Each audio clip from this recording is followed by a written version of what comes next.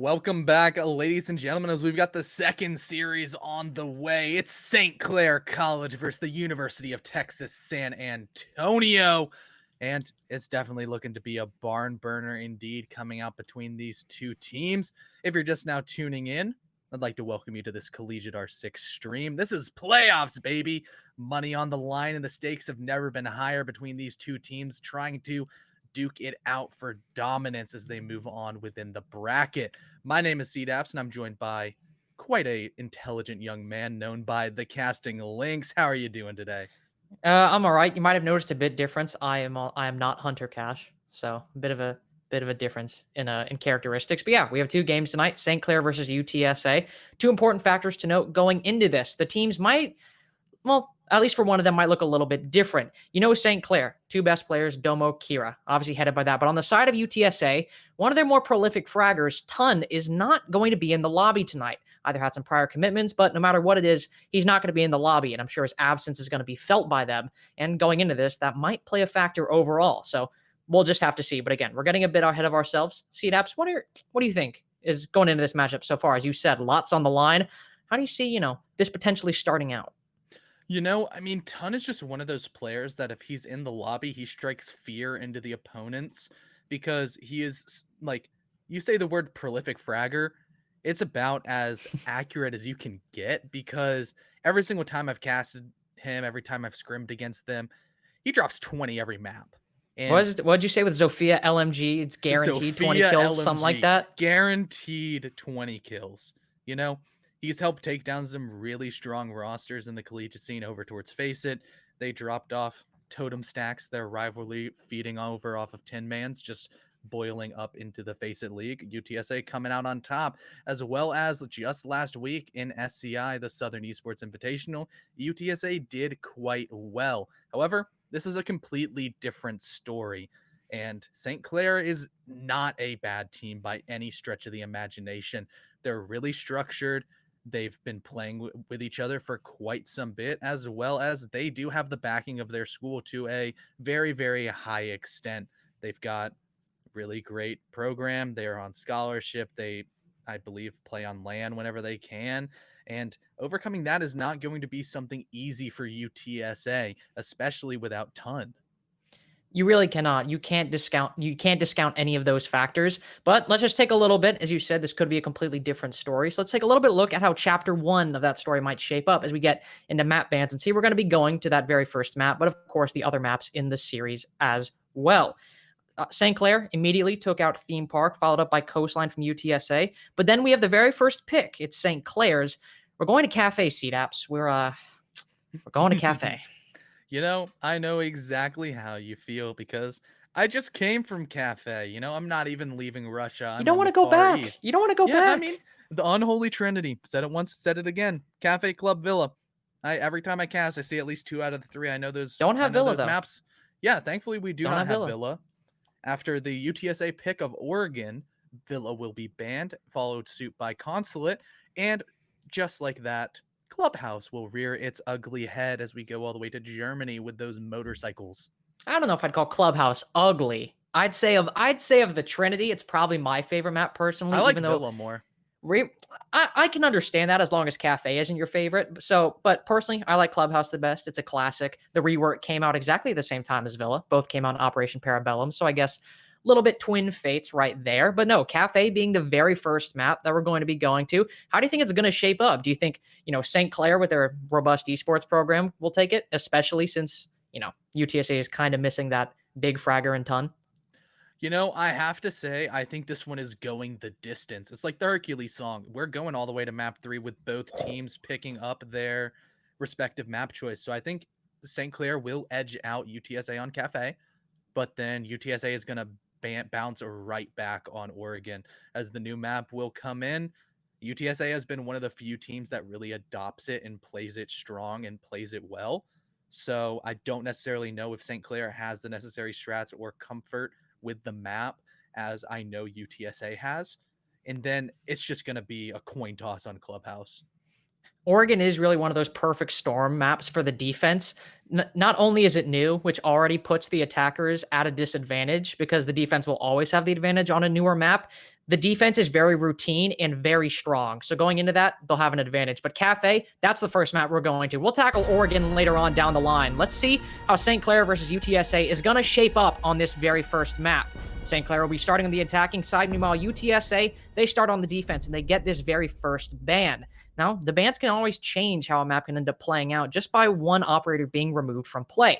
UTSA being the first one, I imagine will likely see something standard for attack, probably a Thatcher or a Maverick, but we could see something crazy. Who knows? We'll just have to see. It's going to be a Maverick. It's a pretty standard already.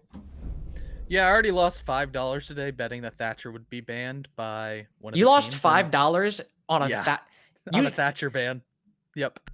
That's easy money. How do you lose that? The team decided to not ban. Well, they did a no ban on the attack because they wanted to save strats. I actually do like this ban though of Capital holding angles like ban? Maybe we might see a Wamai ban. That makes sense coming out from either St. Clair or UTSA. But with Capital being off the board, even if Wamai is in play or not in play, him being gone means that holding angles like Pixel or really any place where you're going to sit someone behind a shield is going to be a lot easier. But the Mira ban coming out makes sense nonetheless. Mira, especially on Cafe, is likely where she is strongest out of any map in the map pool currently. So taking her off is something St. Clair definitely wants to do and should have done. And Valkyrie being the final one as well. Not always banned on Cafe, but still very powerful in her own right. Those black eye cams and C4 combo can make an extremely deadly combination if you have a very good roamer on your team. But that being said, we didn't see Wamai ban come out. So because of that, the fact that both Wamai and Jaeger are going to be prevalent in this matchup, it's going to make it much more defender-sided. Though, at the same time, there's a Thatcher up. So this could honestly go either way based off the bans. Yeah, with the way Thatcher's EMP radius is so big, you don't even necessarily need to fall into the utility simulator 2020 that we see come out of pretty much every single third floor attack over towards Pixel. It's like banging your head against the walls. You see the same thing over and over and over again. It's deja vu to the fullest extent. But a lot of that can be bypassed by one singular EMP grenade in a well-placed area. As soon as that goes off, all of those magnets, all of those ADSs will be rendered useless for about 10 seconds. And that's just enough time to snake in either a nade from Big Papa's back pocket or a impact grenade out of Rapid's lifeline launcher to destroy the shield and make it very difficult to play that sort of position over towards Pixel, essentially naked. You don't have any protection. You don't have that iron shield to sit behind and use those slits to gather active intel and swing with confidence. Yeah, that's kind of the issue with that Capital ban is I wouldn't say it's an issue, but since you don't have them, it requires a bit more coordination to push that player out of Pixel. Whereas if you had a Capital, I mean that combo of the EMP grenade and then a firebolt being sent straight in like a scalpel through that defense on Pixel, I mean it would be lights out for the defense. But because St. Clair decided to ban them, sure you got to keep up the Thatcher, but you do have to have a little bit more coordination if you want to try and kill the defender with a grenade. And at best, you can really just hope to push them out using Rapid's lifeline. So again, everything comes with trade-offs, that Capital ban being one of them. They have that standard Pixel setup though. You can see Nexen putting a couple of those ADSs behind couches, and we'll likely see Maestro, or Zera on that Maestro specifically, playing over on side of Cocktail Balcony. I mean, third floor defense on Cafe, it's been pretty standard for a while now. It's the tertiary bomb site for a reason. It's the site the attackers know the best because the defense is so standard. Pretty much know where everyone's going to play. So honestly, I'd say right now, this is great for St. Clair to try to pick up an early round. Oh, no. Oh, no. Okay. He wants it. Oh, Lord. No. Please, no. Come on. Oh, no, you didn't get it. He doesn't quite get it as he went for that aggressive peek with the Nitro Cell, but it didn't quite pan out. It was a big old swing and a miss. Strike one coming out of the mute, as well as a very powerful piece of utility in the form of this Nitro Cell falling down early. But with the position that he's in, inside of Cigar, inside of that cubby, he's probably expecting to die pretty fast. He's in a very advanced position that the attackers have regular and easy access to. But he does have the SMG-11 shotgun combination that is so powerful in close proximities. And as soon as I talk about anything like that, that's the caster's curse. He's going to tuck tail and run all the way into Freezer. A run out from down below will not net a kill, but Nexen's 416C will right onto the body of Rapid, who hits the floor at Mach 10. UTSA clearly showing that they're going to try and incorporate some aggression into their play, the double run out in tandem between Easy Money and Nexon, though it was the latter of the which to find that kill onto the Zofia. And because you lost those lifelines, really the only person or the only two people that can take out that shield efficiently is going to be Big Papa or JM Beast, but they still have to cut through those magnets and ADSs if they even want to try to get there. Big Papa, the Sledge, has opted not to try and help out his teammates in that endeavor. He's holding on New Balcony right now for the moment, an admirable position, but there's not much he can do despite the fact he has those frag grenades in his pocket. He just kind of has to watch angles and make sure no member of the defense gets too aggressive or gets a good pick on their team. We are now just hitting a minute left in the round, and Warp can just back off. That shield is still up. They're going to waste so much time trying to clear it out, and he could even try and get a free pick off there. Pre-fire will come out, won't net anything. He has to watch that aggression, though, because if he gets it a little bit too high, the aggression gets too high, he could easily get picked off. He can hear a frag grenade sail right over, but it won't find him just for the moment. It's a 5v4 in the favor of UTSA.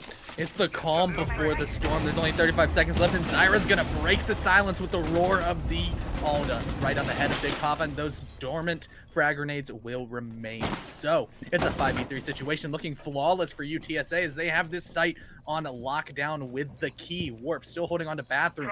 The rest of the players on the St. Clair side haven't moved out of Piano. They're stuck, they're frozen, and they're not even inside of the freezer. JMD's trying to breach away as he's going to get his head separated at the hands of Easy Money with a well-placed shot of the T5. Another swing coming out of BZ will drop down Kira. It's all up to Domo Cookie Bear in a 1v5 situation, and he's marked for death as BZ picks up a second kill with the SMG-11. Body shots raining through, and UTSA start this map off flawless.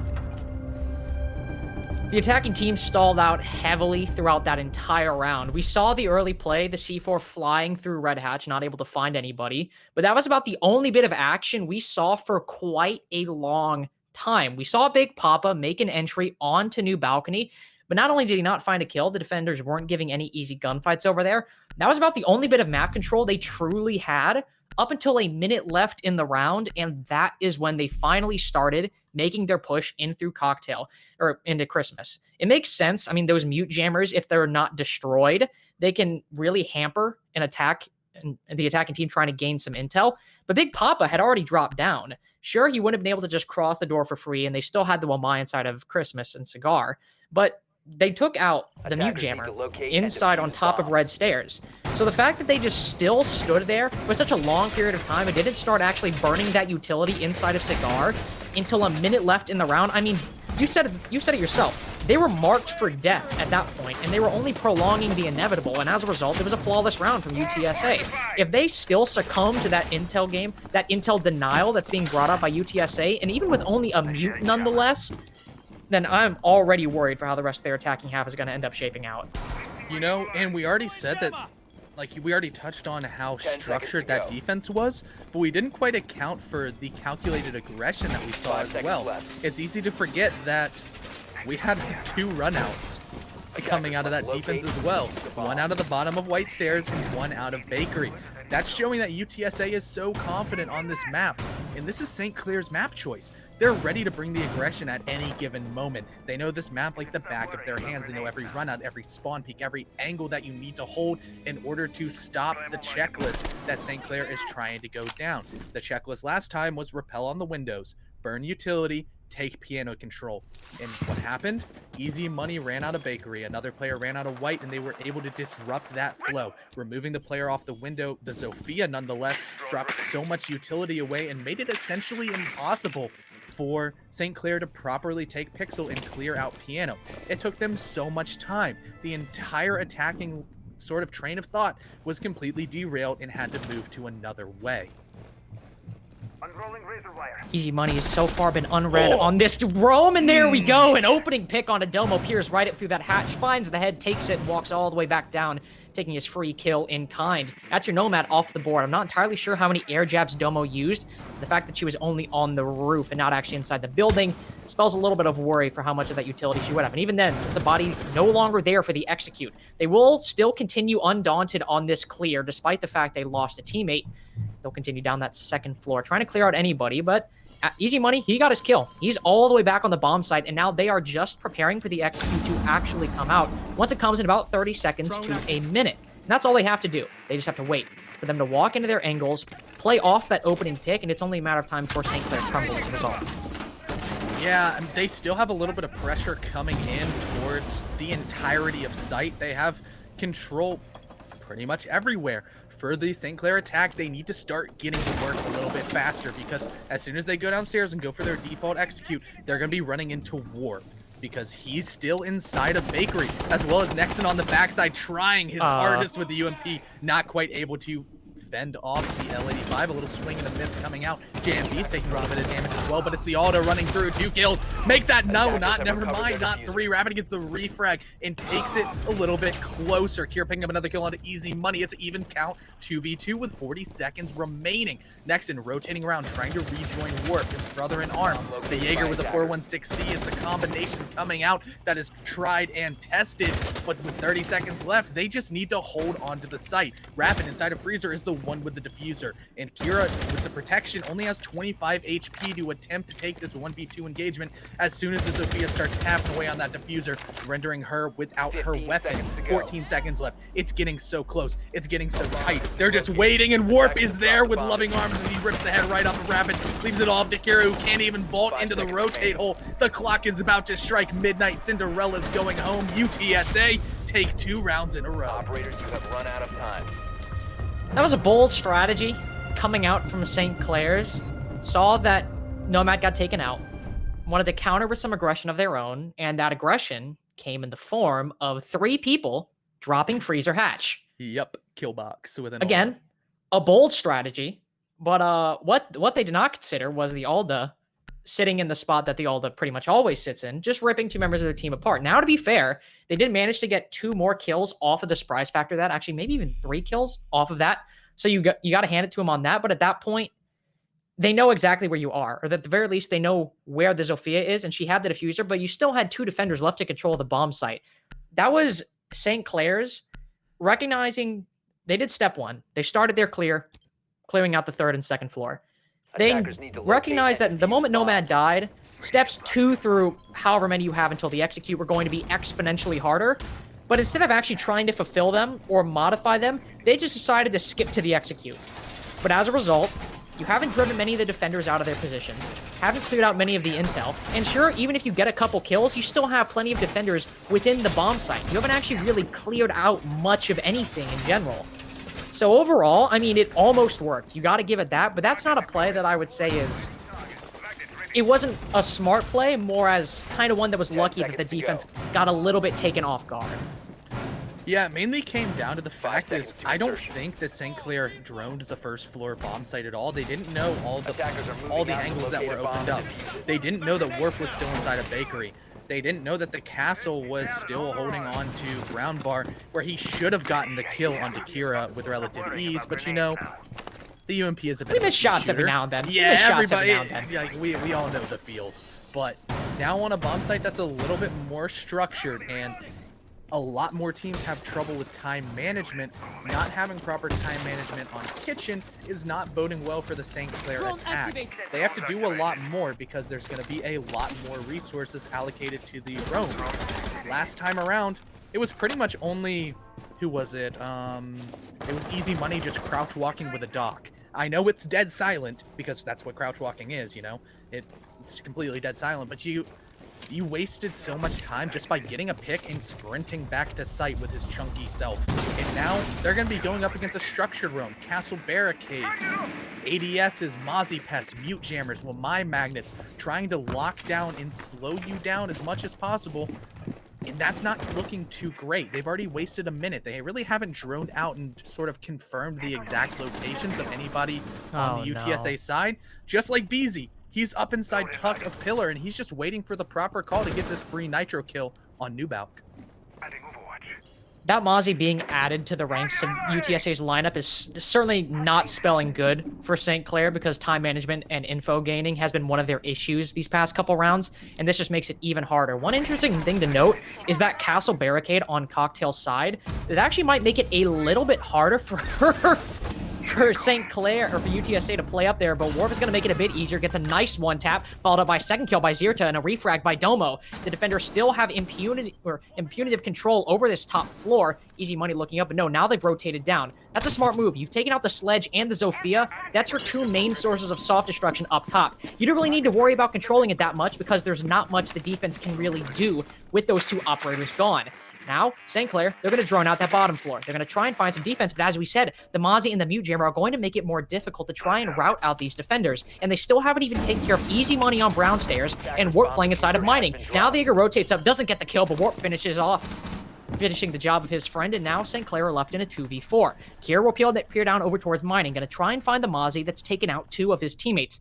Slow peek. Domo going to go for a crossfire setup as well. The air jab will help protect his back in case the defender tries to go in for a flank, but at this point, they need to make a decision quickly as to where they actually want to try and make this execute come out. Kira's going to knife that castle barricade, but the Womai knows exactly where she's going to be coming from. Knifes the castle barricade, some shots landed into her feet. The Mozzie actually manages to get taken out. Domo will take the head off him, but Nexon gets the kill onto Kira, and now it's all left up to the Nomad, and the flick won't be able to be found onto BZ. Takes him in UTSA. They take a third round as a result. You know, no worries, as it's a perfect, flawless site rotation coming out of the start of the Cafe defense for UTSA. 3 sites down, 3 sites won, as now they're going to begin the cycle once again, going upstairs to the 3rd floor bar cocktail lounge, which they took flawlessly. The side of St. Clair was not able to net a single kill on their most recent attack, and it's going to be getting exponentially more difficult, as easy money on the Vigil is going to be an absolute thorn into the side of the attackers, because, as we've already mentioned, their droning hasn't quite been up to par. They're running into so many obstacles with the Mozzie pests, with the Mute Jammers, and you're going to throw a Vigil in there. It's like throwing a wrench inside of the machine, because he's just going to be running around on the 2nd floor, constantly clicking on his cloak and making them think that he's in locations that he isn't. The way that the cloak works is it only propagates upwards in a sphere. You know, if he was on 3rd floor and you were droning 2nd floor, you wouldn't see him. But if he's running around like a madman, like a chicken with his head cut off over towards reading room, over inside of dining or train, you might think that he's inside a piano when he's actually downstairs waiting for a flank. I mean, so far, St. Clair, they just haven't looked to be much of a factor. 10 seconds left. It's unfortunate to say, especially on their map pick, but UTSA just, they 5 seconds left. have brought a lineup that St. Clair just do not have an answer to say the least. They don't know how to deal with this info denial, whether it's a mute and a Mozzie, a mute and a Vigil, even just a mute. They just don't seem to have an answer for it. And then on top of that, you add the Jaeger and the Womai. I mean, they just haven't had an answer for literally anything that UTSA have brought out. No matter the meta, no matter the aspect of the attack they have to deal with, they just can't reconcile with those facts. Hopefully, they start to learn a little bit. Now that all the bomb sites that UTSA have been gone to, numbers 1, 2, and 3, they can start to learn from their mistakes and apply a little bit to creating some change for the future. It's the same so far. Big Papa opens up the 2 hatches, New Bout, their New Hatch and Red Hatch. Makes sense. Going to start to drone out. Now this is where they start to run into those mute jammers, and guess where the mute's playing? The exact same spot I did last time. And guess where Nexon's playing? Or actually where Easy Money's playing, in the exact same spot he was playing last time as well. This is a great time for St. Clair to know. If they're able to read into this, able to read into UTSA's consistent placements of their players, this could be a good spot, but he goes for a run out, and there we go. Kira's watching that exact spot read right into the brain of the Vigil, and now for once, the opening duel goes the way of the attacking side. They have the man advantage, but what will they be able to do with it on the attacking front? Breaching coming through onto Piano, with drones following suit, confirming the location of Warp over towards Pixel, where, surprise, surprise, Utility Dump 2020 will be rearing its ugly head. Flashbangs rain out, most likely followed by a couple of explosives as a band wave graces the top of our screen. BZ still inside of Longfire, making sure that there's no shenanigans on the top of the skylight. No hot drops, no aggression coming out of the St. Clair roster that we've seen come through. They do like to drop hatches if the precedent set on the 1st floor is anything to bear in mind. But there's only about 1 minute and 15 seconds left for them to start going in. They have a little bit of piano control, but this is where they stalled out just a couple of rounds ago. Pressure, it coming and building and boiling up to its absolute peak. Shield gone. ADSs and my magnets rendered useless by the EMP, not the UMP, as Warp falls back to bathroom. The rest of the team following suit inside of Piano, trying to take this crucial bit of map control, but they're met with the resistance, and that resistance will now fall as Big Papa rips the head clean off of the Warp ahead of the execute. Now peering in over to Cocktail, this is a great position, but one that won't actually provide anything as Big Papa's quickly cut short by Zera on that Alda. BZ's also on the roam, gonna try and play for that C4 from below if players like JM Beast try to get the plant down.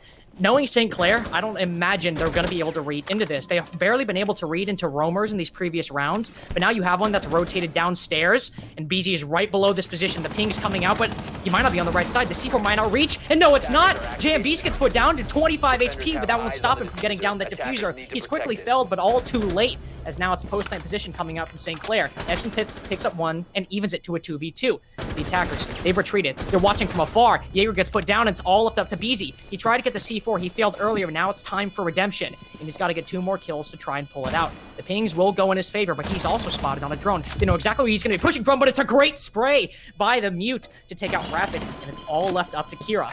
Only about 6 more seconds for BZ to try and pull this off. He's got to make it quick. Going for the peek. Will he see the head? No, he's not. He goes for the bait, and now it's either pad his stats or do nothing, and the latter is what he will do. Kira picks up the final kill and helps pick up St. Clair, their very first round.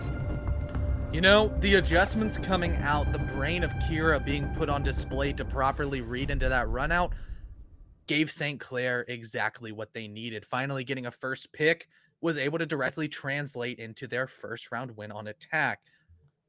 Cafe is a map that leans a little bit more towards the defender-sided facet. You would expect a 4-2 split coming out of the defenders, which would be UTSA in this instance. And right now it could be seeming to go that way, unless the precedent comes in where the kitchen attack coming out of St. Clair was not as strong as it needed to be, as well as they did struggle just a little bit on a reading room, and those will most likely be the next 2 sites coming up out of the defense. Attackers need to locate For the reading room and defuse attack, bombs. or not, pardon me, the kitchen attack, your Nomad cannot be the first one to die. Domo Cookie Bear was caught peeking a hatch and got his head separated from the rest of his body by the absolute aim of Easy Money, who was on the dock. But this time around, he's going to be picking up the mantle of the Jaeger, trying to just stop any of the utility dump that we might see. Maybe if St. Clair's attack is still going to hinge upon the pressure coming out of the freezer hatch, it might be supplemented with a little bit more, maybe some smokes, maybe some nades trying to bank 10 down into seconds to locations insertion. that they know somebody set to 0 with the Alda will be 5 watching seconds with left a before very it's careful eye, because who doesn't want to just hold mouse 1 and have your Attackers' kill objective feed is to light up, locate a bomb because and defuse it. 81 bullets, you know, that's what maestros do. They lock down a location because they can just hold mouse 1 for like what, 8 seconds? A ridiculous period of time. An absurd one to say. Also, but if you remember, the opening pick got on the Domo by Easy Money, who was just playing incredibly aggro on those red stairs, picking up the hatch. All St. Clair really have to do, since the mute jammers are being dedicated close to the site, is you get a prep drone on red right next to that base. That is incredibly common. That's an incredibly common prep drone. And if you have it, and hopefully St. Clair have put one there, they'll be able to see Easy Money coming up before he even knows what's happening. They'll drop immediately. Not going to hang nearly as far back. Big Papa will start to open up some of the hatches on that 3rd floor, and the beginnings of this roam clear start to come out. But Easy Money's looking like he's going to try and go for round 2. Do the exact same thing he did last time and go for a quick, aggressive, and sudden play onto any of the attackers, probably Domo, on top of that red hatch. CDAPS, if this works a second time, I might freak out. I'm not going to lie to you. Yeah, everything is going the way of St. Clair right now, and they have all the tools necessary in order to find out exactly where Easy Money is. They're right next to him inside of mining, just doing some Home Depot renovation, and he's just living in this museum corridor rent-free. They don't know where he is. Él no sabe on Big Papa. He doesn't know. And he might just go ahead and start making his flank as the rest of the St. Clair attackers are going to go in. And there goes one, a very crucial pick in the form of the Zofia. So much utility going to remain dormant for the rest of the round, as Kira's just going to be watching the top hatch, making sure that the Jaeger doesn't go up. He's got to go down. But with a minute left, that is the proper decision for this player. He's going to have an extra powerful weapon on site, trying to lock down those close proximity rooms over towards the only map control that matters right now. Thankfully, Domo died the first time. Rapid on the Zofia died this time. Thankfully, the Sledge has survived both times. Him and the Ace, and well, actually him and especially the Thatcher, as I'll adjust my statement, are probably the two most crucial operators on this. Thatcher for that general utility clear, and Big Papa for vertical destruction and also destroying those castle barricades. Easy Money is continuing to be a force to be reckoned with on this roam. He's already got one, and his aggression is making him look like he's going for one more. But they've already dropped. Here on the bottom floor has got one. Big Papa, the other SAS operator, takes out the Maestro. And now this roam that was coming out from Easy Money isn't looking to be exactly up to par anymore. The Kaid will rip some shots down towards, but Kira quickly puts a stop to that. Or at least puts a stop to one of the defenders. And Jam Beast for the second round in a row is able to get that plan down. And it's a 2v4. The UTSA have to try and clutch up. Warp, looking over towards the post plant, just sees one for a second, but isn't able to land the shots despite the angle being favorable to him. That's okay. That's an odd play coming out from BZ, but he manages to get a kill, manages to get a second one as well. He drops the hatch much like St. Clair did that one time, but I guess it works out in the defense this time, but not for too long. Jam Beast picks up the final two and picks up the second round in a row as well. You know, we ragged on the hatch drop, but it worked so well for St. Clair once again when they had enough people to make it work. And just coming out on the attack to win 2 in a row after a flawless site rotation is looking so good for St. Clair because they're adapting in a way that UTSA isn't. UTSA is just kind of doing the same thing over and over again because it worked the first time. So if it ain't broke, don't fix it. However, that sort of thought process only works if a team such as St. Clair is not going to be doing the old evil genius strategy of adjusting on the fly, counter-stratting within the game, which is exactly what they've been doing up to this point. They know exactly what UTSA is going to be throwing at them, as now we're going to see this bomb site come out there the third time. It's the third floor. Bar Cocktail, the primary bomb site for UTSA that looked so strong the first time around, but was systematically broken apart, burst at the seams by the onslaught and aggression that St. Clair displayed. I'll talk about that second round. Well, I'll talk about the fourth round, the one that was the second time that Cocktail got played that St. Clair ended up winning. A big part of the reason that round went in the favor of St. Clair, BZ was on the wrong side of a wall. 5 seconds remaining. The plant went down in default, but unfortunately, instead of being right in front of that wall and Cigar that leads right on the left side of that long bar, just happened to be a bit further to the right, and as a result, on the bottom floor, he was actually right above reading instead of red hallway. As a result, BZ was in red, wasn't able to get the C4 off. If BZ is in that room, or Jam Beast plants a little further to the left, that's a UTSA round. Why? Because it didn't drone out BZ. They didn't have any drones, they didn't even know he was down there. So that C4 would have been gotten off, but thankfully it didn't, and they got a round win.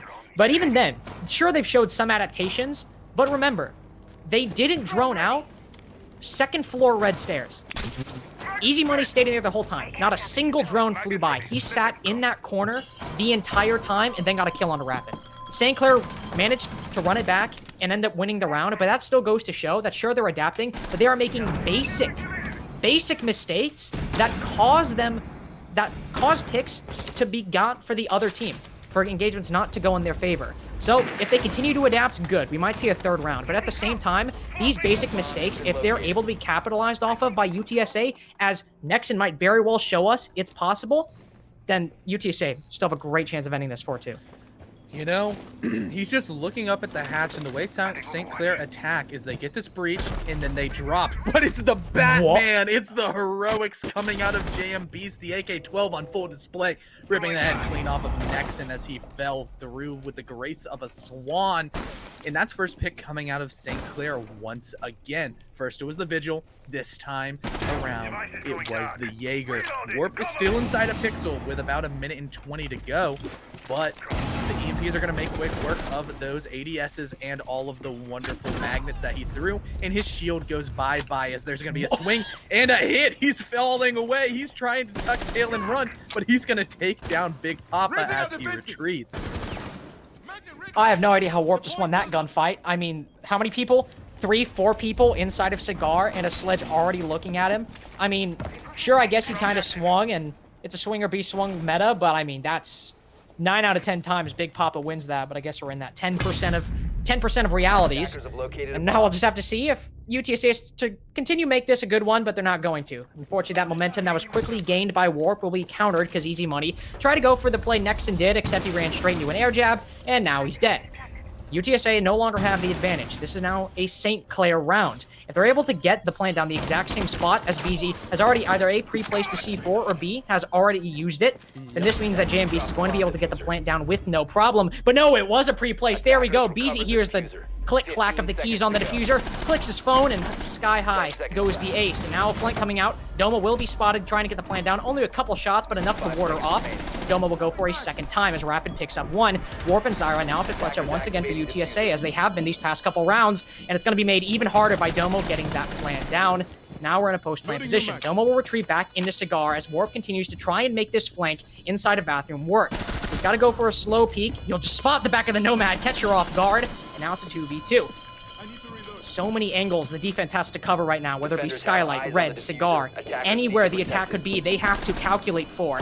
And it's almost too much and too overwhelming for the defense. Skylight is 1. Rapid will take him down. Warp gets 1 more, 3 for him on the round. Now we have to decide here. If Rapid gets a quad kill, the attack win. If Warp gets a quad kill, well, now they lose because you've run out of time to defuse. And even if you get that 1 kill, it's a St. Clair round, and they end the half 3-3. You know, this is a game of streaks already. Neither team able to hold the momentum for more than 3 rounds in a row. And if the president is coming through, then the adjustments out of St. Clair have been so much stronger than the initial pressure of UTSA. Every single time that St. Clair was able to see exactly what was coming through on the UTSA side, they adjusted perfectly. They just... it's hard to put it into words how strong and how much of a feat it is to properly read a defender like a book. That's exactly what they did. And on a map such as Cafe, they would expect the 4-2 split for the defensive side. SCC, St. Clair College, has set themselves up to potentially take this game without overtime needed.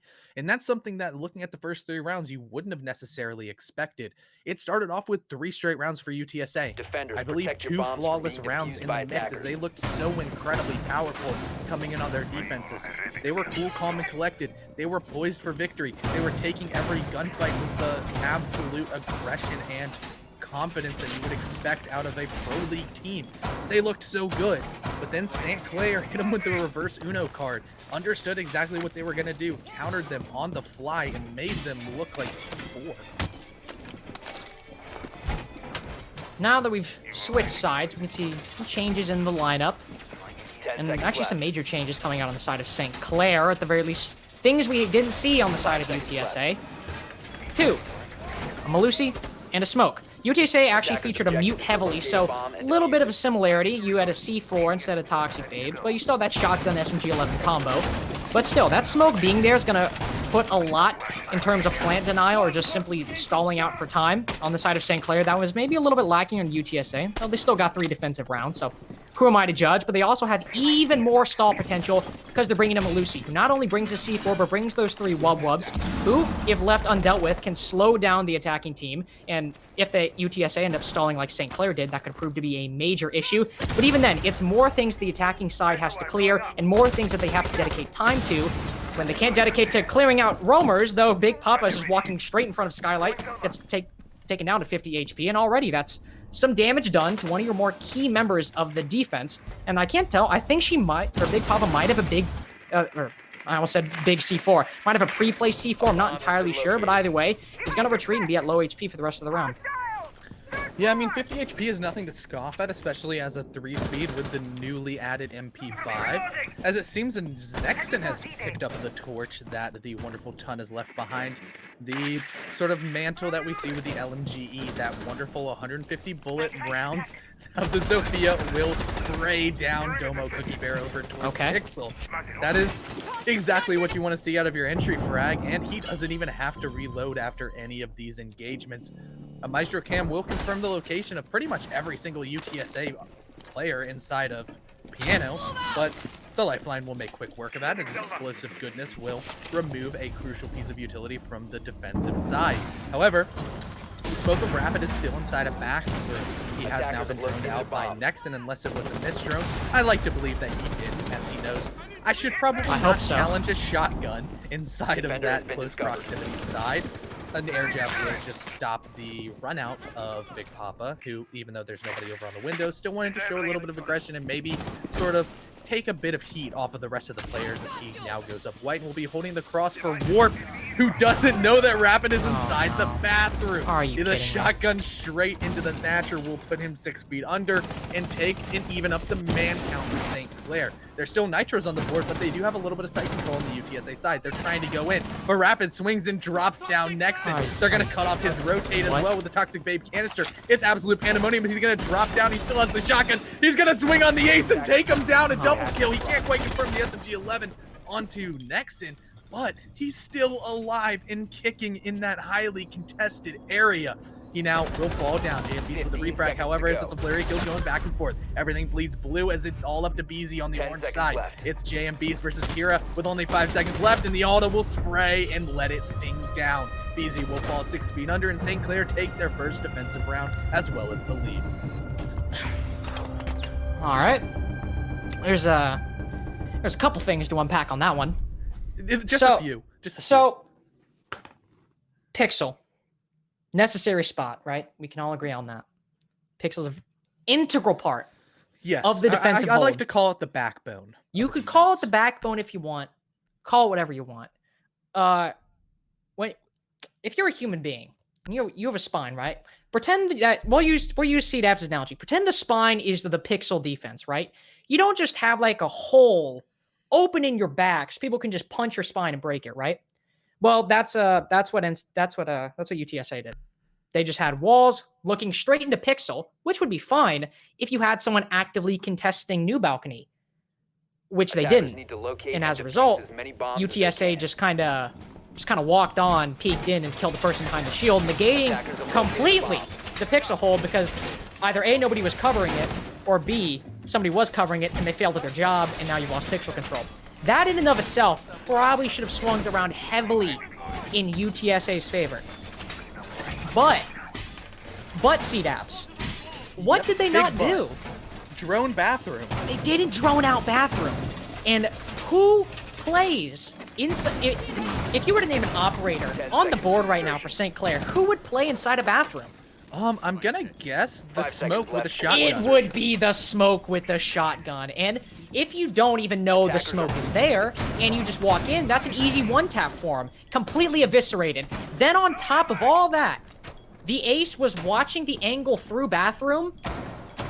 He can't see the hallway from there. And as a result, the smoke just walked into Pixel, killed his teammate, and walked back out, and the ace wasn't able to get the refrag. I mean, great opening by UTSA. Great exploitation of the mistake made by St. Clair. But then they just made an incalculable amount of mistakes at that point. And at that point, St. Clair, they had the round in the bag. Yeah, the worst part about it is that they had a nomad. That they it's not great. Nope. But what is great is that UTSA has a lot of pressure coming in out of Bakery already. There's an attempted bandit trick coming out, but the wall will still remain open just enough, so he is sort of insanely scared of challenging that location. Kira is stuck between a rock and a hard place. There is nowhere for him to go. He has to make this little hill that he's dug himself upon his final resting place, and hopefully going to take a couple of the highly aggressive UTSA attackers down with him. AK-12 raining out. It's just kind of a rush strat that's slowed down just a little bit. UTSA took that map control over towards Bakery with absolute authority, as Easy Money's going to be droning himself in the back to try to get some sort of pinching going on.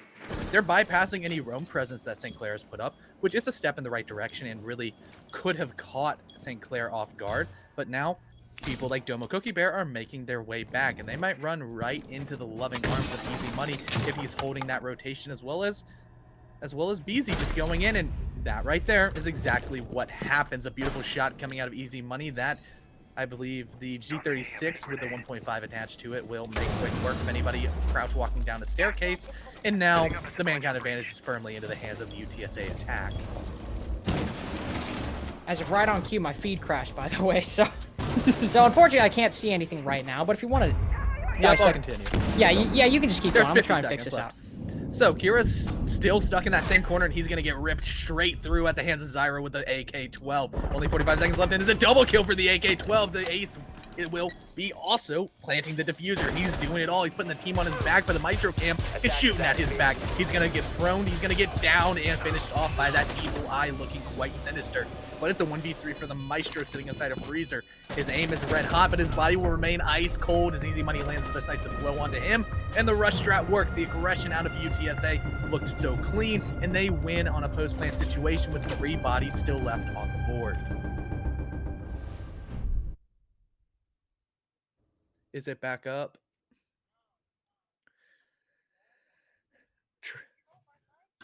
So when you go into your thing, hit show more options and up your caching to 1500 milliseconds. Yeah.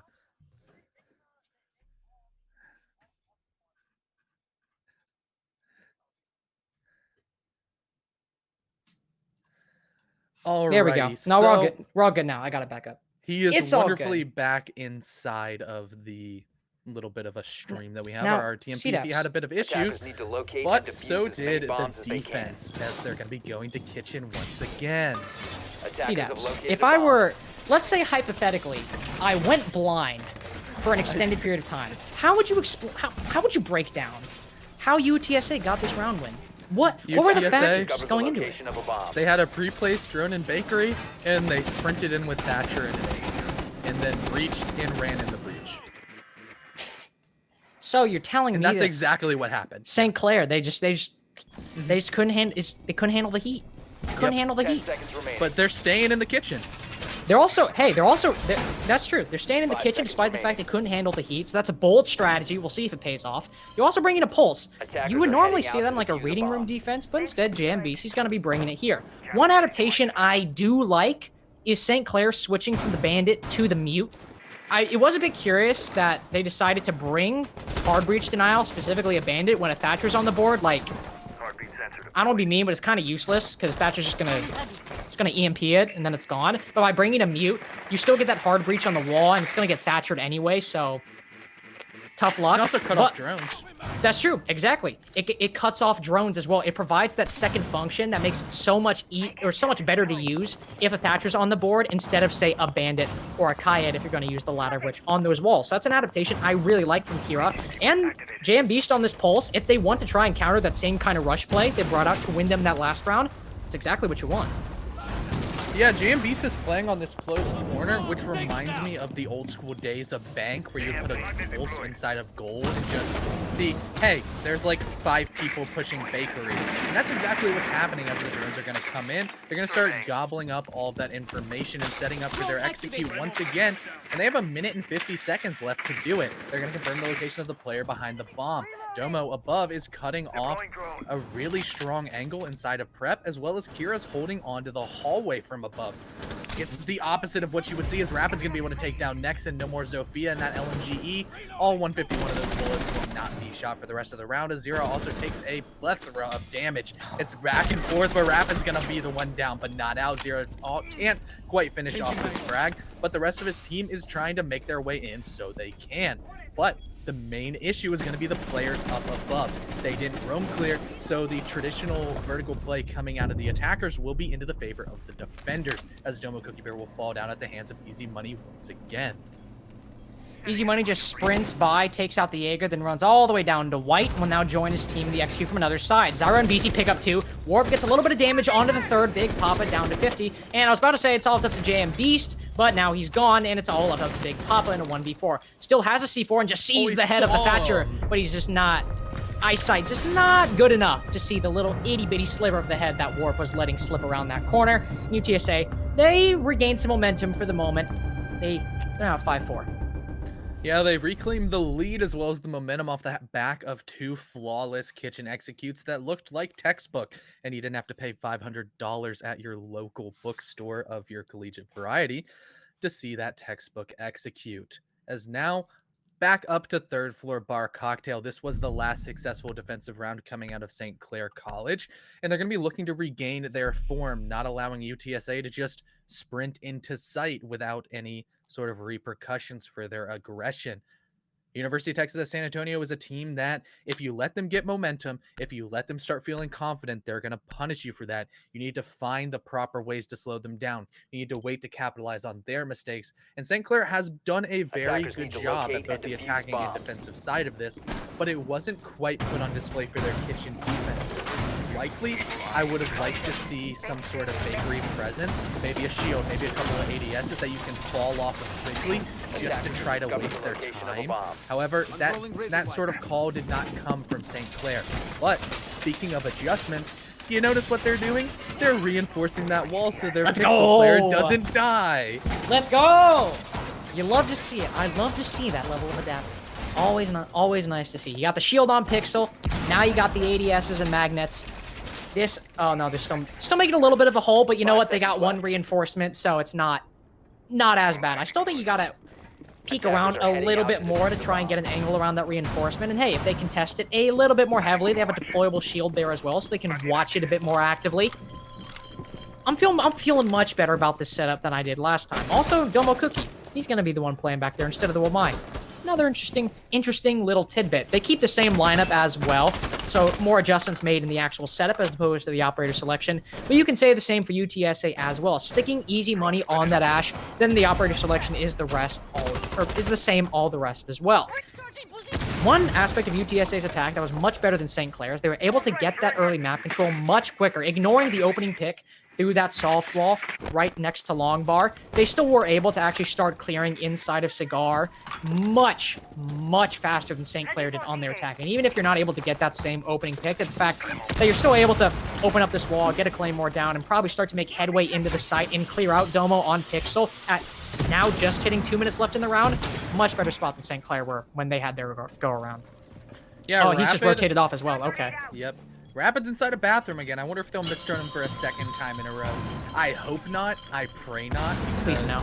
Please no. Yeah, that was pain already, as that's exactly what Rapid delivered to the entirety of the entire UTSA roster inside of Piano. But Nexon on Nubauk has that wonderful weapon, the LMGE, in his hands and wants to start spraying down, pre-firing every angle that he so can, as the utility burn will go out, but it's not going to bear a whole lot of fruit because the player inside of Pixel is long gone. Warp getting a beautiful shot and sort of snaking his body and contorting it like a circus. I was going to say contortionist, but I don't want to say the same word over and over again. But look, there's two players inside a freezer. Okay. You don't expect to see that every day. As well as from down below, Big Papa will drop Nexon to about 25 HP as he's just trying to challenge every angle. He gets spooked by an Ash dropping a hatch, which maybe not the best coordination you've ever seen in the world, but there's just not been a kill with 50 seconds left as the execute's about to come through. Just sit in the freezer. They're just all sitting there. Pings will come out. They know exactly where the smoke and the Jaeger is. That's not a bad position for the smoke. You want to start chucking out some toxic babes, the first of which will come out. But the fact that you're both in there is a bit odd. Warp gets the first kill on Nakira, and now the man count of the defense is slowly dwindling down as Warp picks up a second one, taken out by Big Papa, but Zero quickly continues the momentum in the favor of UTSA, getting one onto Rapid, and it was, for the moment, the smoke and the Jaeger left, but now that duo inside of Freezer has all been taken out. It's all up to Big Papa, who was on that realm, but he's come home to try and redeem himself for his team, and he just misses every shot on the planet. And as a result of that just failure in aiming, UTSA, they're on match point on St. Clair's map pick.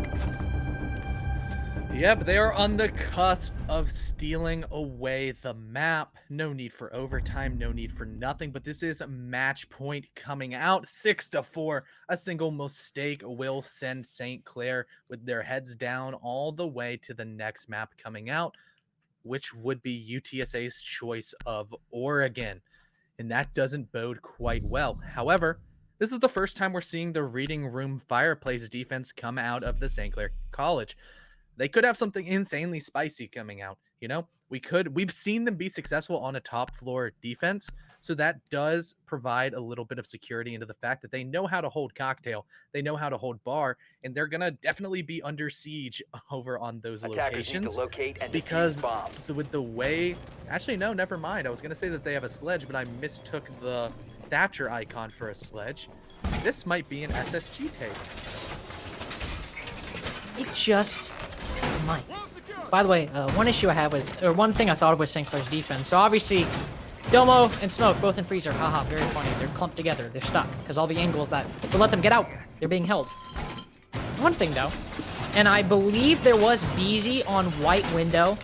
I don't know how long he was there for. I have the information readily available. But Warp got 2 kills by just pushing up white. 5 seconds left. Just pushing up white. I'm wondering if Domo, again, might not have had the angles, but depending on how long BZ was holding white for, Domo actually might have been able to rotate down white, and that would have stopped the push coming out from Warp, and that probably would have ended up being a St. Clair round, as that was kind of the tip of the spear for the overall attack from UTS, the overall attack from UTSA. But all things considered, that was actually not a lot of mistakes, not too many egregious mistakes made by St. Clair overall, aside from, 2 defenders being clumped inside a freezer. So this is still a very winnable game for them. They're showing that they're able to make some adaptations and not just continuously make mistake after mistake. And as you can see, they're just bringing out that same lineup, the Wamai, Jaeger, and setup that we've seen on Reading Room and Fireplace so many times. You have the Jaeger and Wamai upstairs to use those magnets and ADSs to try and waste as much time. And then with that deployable shield, UTSA need to spend so much time trying to clear it out. But one thing that they are lacking, the UTSA brought on their defense, is a Mute and a Mozzie. And what that means is they're going to be able to get that intel, and once they know the 2 players are up there, at that point, they just have to burn the magnets, burn the ADSs, and it'll be a much quicker take than it would be if they were on the defense.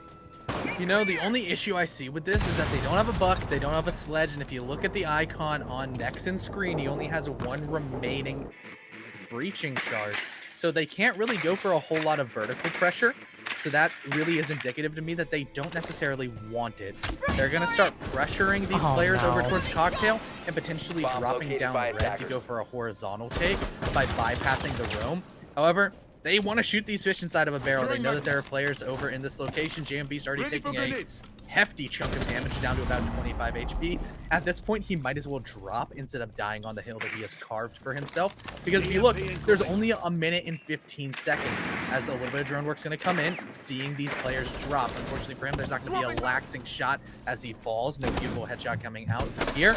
But that headshot was a little bit delayed, as Easy Money will go. It's a refrag out on the bottom of the white stairs. Hero will separate Easy Money. So Domo in the meantime taking out Nexon. It's just kind of back and forth coming out, as UTSA was able to properly take this vertical control, but they couldn't necessarily do a whole lot with it. However, the execute is coming over towards Dining. It's a little bit of a wrinkle that you don't expect to see, as these floor angles are being contested heavily by both players. Domo and Kira don't have a whole lot of HP to their name, but the St. Clair College has a hefty man advantage at 4-2 so far. Only 30 seconds left, and it's not looking too good for UTSA.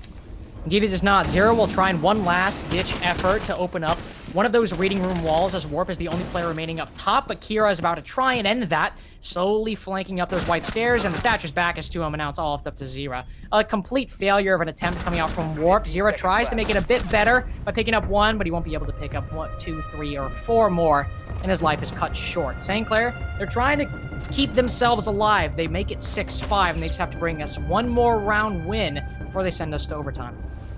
Yeah, and what's interesting about overtime here at CR6 is that it is random, so we do not know who would be getting the defensive or who would be starting on attack. Oh, it's crazy. Spooky. It's crazy. It's a coin flip, and that coin flip could Spooky decide overtime. the map. Spooky overtime indeed. Not infinite overtime, which I wish was... Thank you. I love me some infinite overtime. Okay, listen, here's the thing about infinite overtime, right? This is my hot take, okay? Should only be for a grand finals, whether it's best of 3 or best of 5, and only for the last map. Only for the last map. That could be so incredibly hype. I'm with you on that. I'm with you on that one. Because here's the thing, right?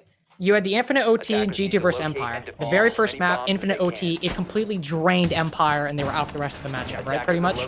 But with Infinite OT, if we didn't have Infinite OT for that final map, you know what great moments we wouldn't have had? We wouldn't have had Cloud9 versus FaZe going to triple OT or double OT. and we would have lost out that great moment in CSGO. So if we have for the final map, that means for the first, let's say it goes to that 5th map. If it goes to 4 maps, we have this standard, regulation and normal overtime. Don't have the Empire situation. But we still have potentially that nail-biting final map, like we see in, games like CSGO. But anyway, that's not all this is about. Sorry for taking some time away. Did you notice what they just did? 5 seconds left. They could hear us. They're extending into bakery. Attackers are moving. They're doing what I'm saying. They're adjusting on the fly once again as JM Beast realizes that nobody reinforced the prep walls, as him and Kira will have to expose themselves heavily. And did I just see BZ like hop on a balcony out there?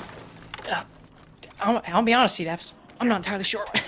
I think so. A lot of people like to hold that the angle on top of the car, but I think you can extend even further up. And yeah, look at how high he is. He's prone on that balcony out there. He's just chilling. Oh, I thought you meant a defender. I was like, I didn't see a defender on a balcony, but oh, you meant Nexon. And yeah, Nexon's just chilling. Type 95 is not, or Type 89 is not exactly the angle you want for this kind of long-range gunfight, but hey, an angle held is still an angle held. But the issue with this bakery hold is that sure, it can waste some time, but the moment those magnets and that shield gets burned, you're basically dead. Like, I'm sorry, but you're basically gonna die at that point. There is one factor, or I guess 2 factors, that are playing in the favor of JM Beast. Oh, well, now he's rotated off, so he's playing a bit further back, and he's put down to 50 HP. But because UTSA don't have any frag grenades, and all they have is an Ash, and the Hibana is taken off the board, that long angle is quickly countered by JM Beast, landing some great shots onto that Hibana.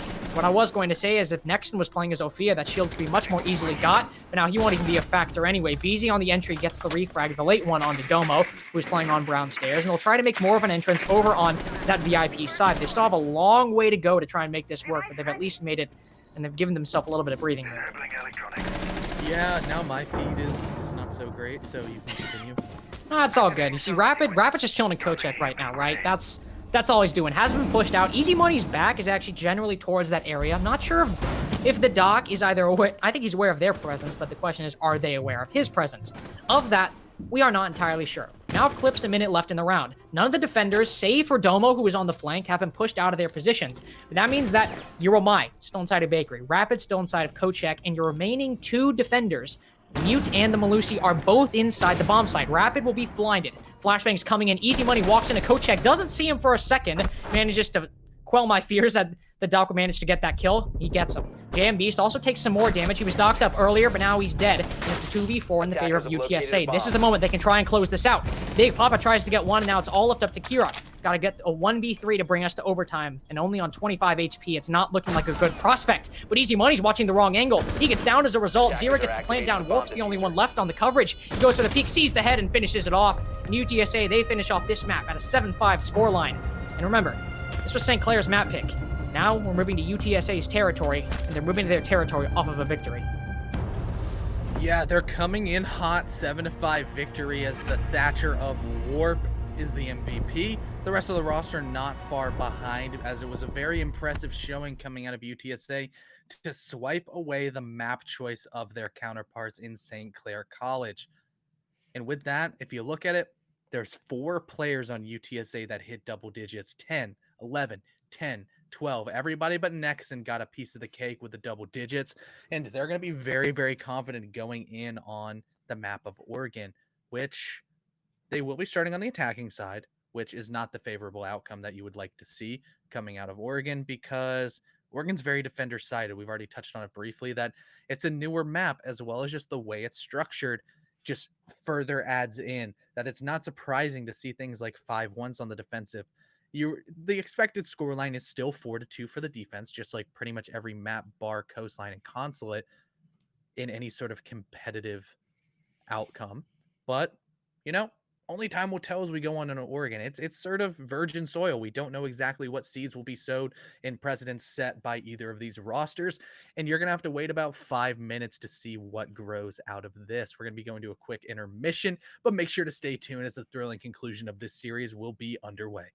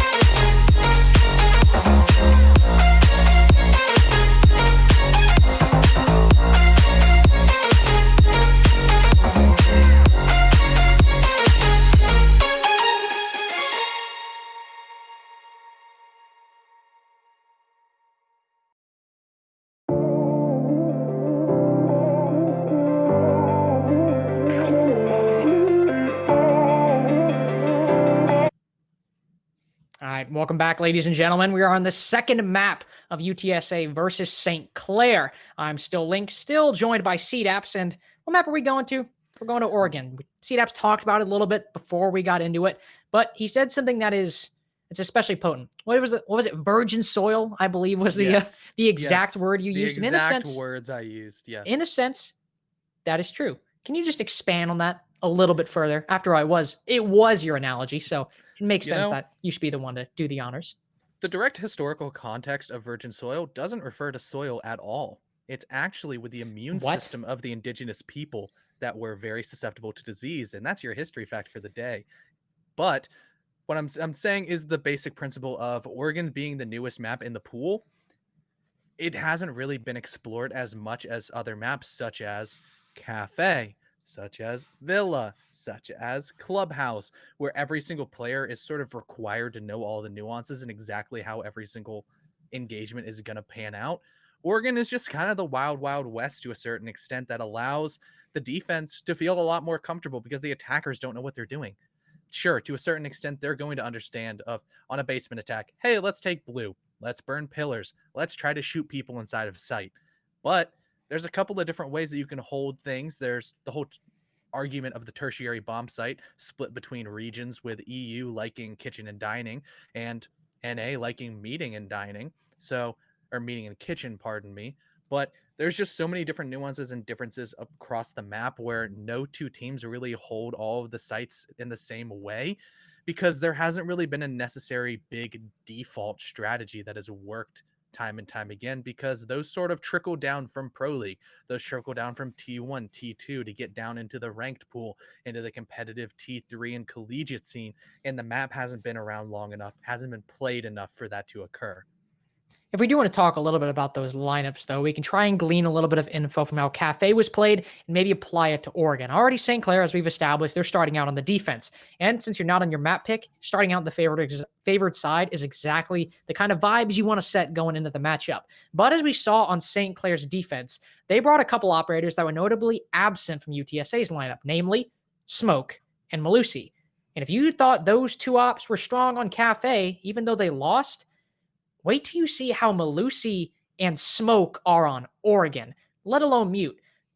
Oregon is shotgun haven. Those SAS operators with that M59 shotgun around any quarter is going to be incredibly difficult to deal with. And then on top of that, you have the Banshees. I mean, it's just UTSA have a hill to climb starting out on this. But then again, it is their map pick. So if there's anybody that can do it, anybody that can counter that style of play that is characteristic of Oregon, it's going to be UTSA. Exactly, and we are ready to go ahead and start this map. So the bans are coming up soon as both ours are ready. I believe both teams have dropped it in, and yes, the glean feed begins, and we will be seeing that wonderful smoky background indicative of removing operators from the pool. So Thatcher or Maverick? Yeah, most likely. Oh, well, we're actually really far behind. Dang, that is unfortunate. Unlucky. Yes, I now see the second ban coming up. Maverick bit the bullet first, and the response coming out of the UTSA attack will be potentially a target pick on the Monty, even though Monty did just receive a nerf in the most recent midseason update, with everything how it all comes out of the shield breaking, the impacts on attacking shields acting in a similar way to if you Zofia stunned a Clash. Not necessarily the strongest operator in the world, but it does make taking those sort of narrow corridors and high traffic areas such as Blue, such as Attic, a lot easier. And now UTSA just looks like cheater bans in ranked. They're going to ban the Monty and they're going to ban the Clash.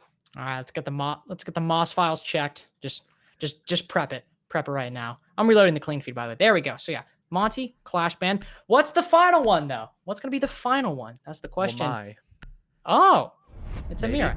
Honestly, not the worst ban. I think Wamai might have been a bit better because, I mean, the issue kind of with Oregon is, despite the fact it's defender sided, with the rework, there's not a lot of great places to place a Mira. If you're facing a fairly coordinated team, like one of the more popular ones is you put a Mira inside of E-Box on basement.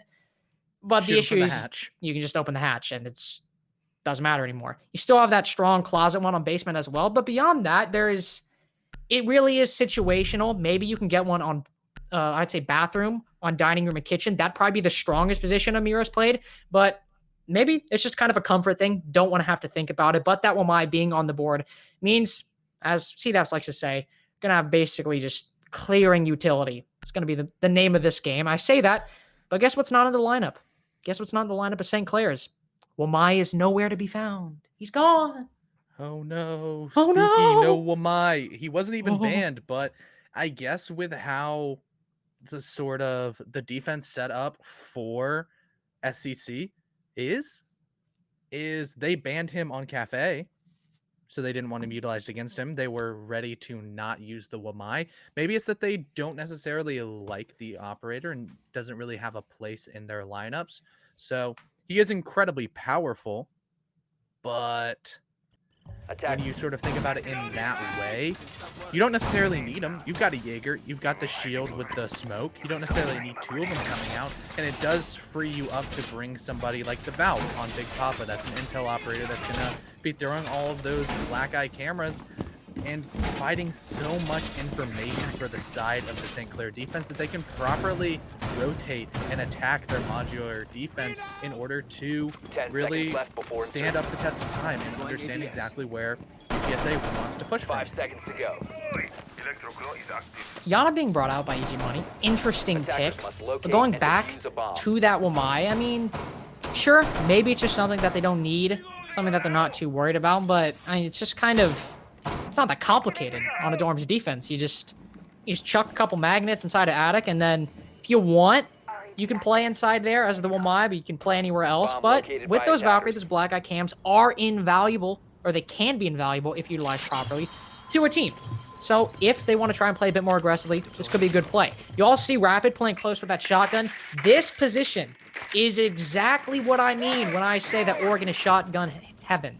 You have someone playing right close to that wolf door. It's basically like playing inside a bathroom on Cafe. And we've already seen that that doesn't spell well for UTSA if Rapid is playing in those kinds of positions. And sure, also, going more to this attic defense once again, you have Warp on that Thatcher. He's going to be able to disable those Kaya charges, but I guess Kira just decided she's not going to put anything on that bedroom wall, and as a result, BT's just going to open it up for free, and that is a major angle.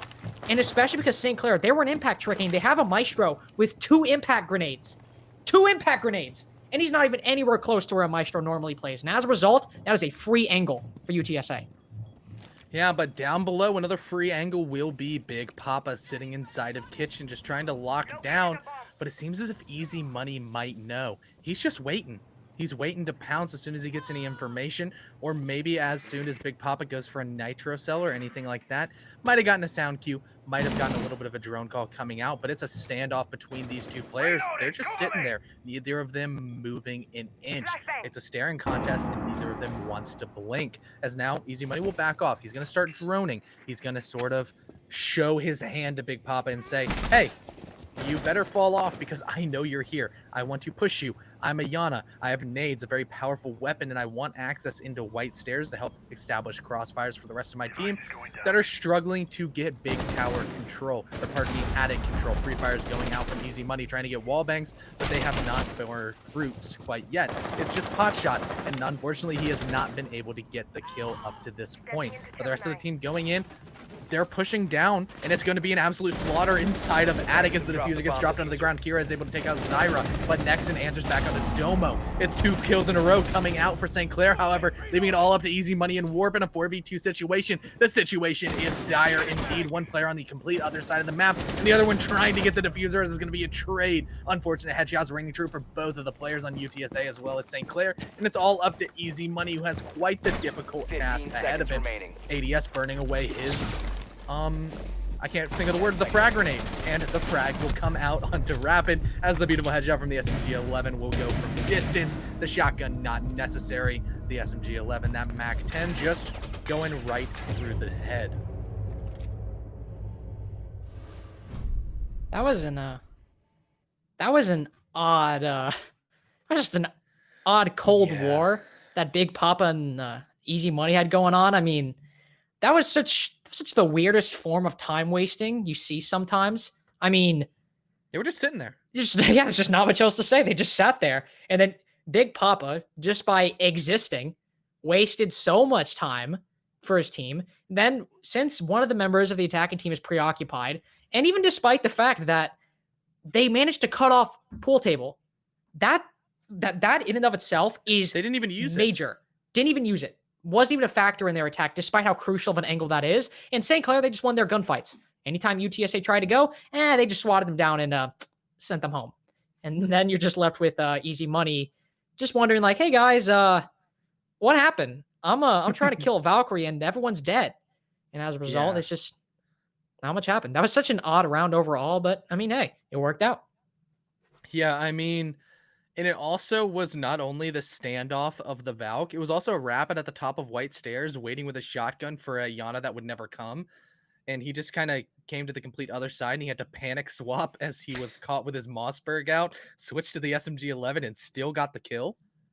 That was just, that round was an enigma that we're going to wipe from our mind, as it was very unconventional on both sides. But at the end of the day, St. Clair did get the dub, and that's all that matters. They take the lead at 1-0 and will now retire down to the basement, a very strong bomb site where we're going to see a little bit of an interesting position coming out over towards Tarps. This right here is Rapid inside of blue, and a lot of people like to call that position hell in a cell, because if his teammates decide to, they can just reinforce him in there and leave him to die, and he's going to try to take some people down with him. CDAPs.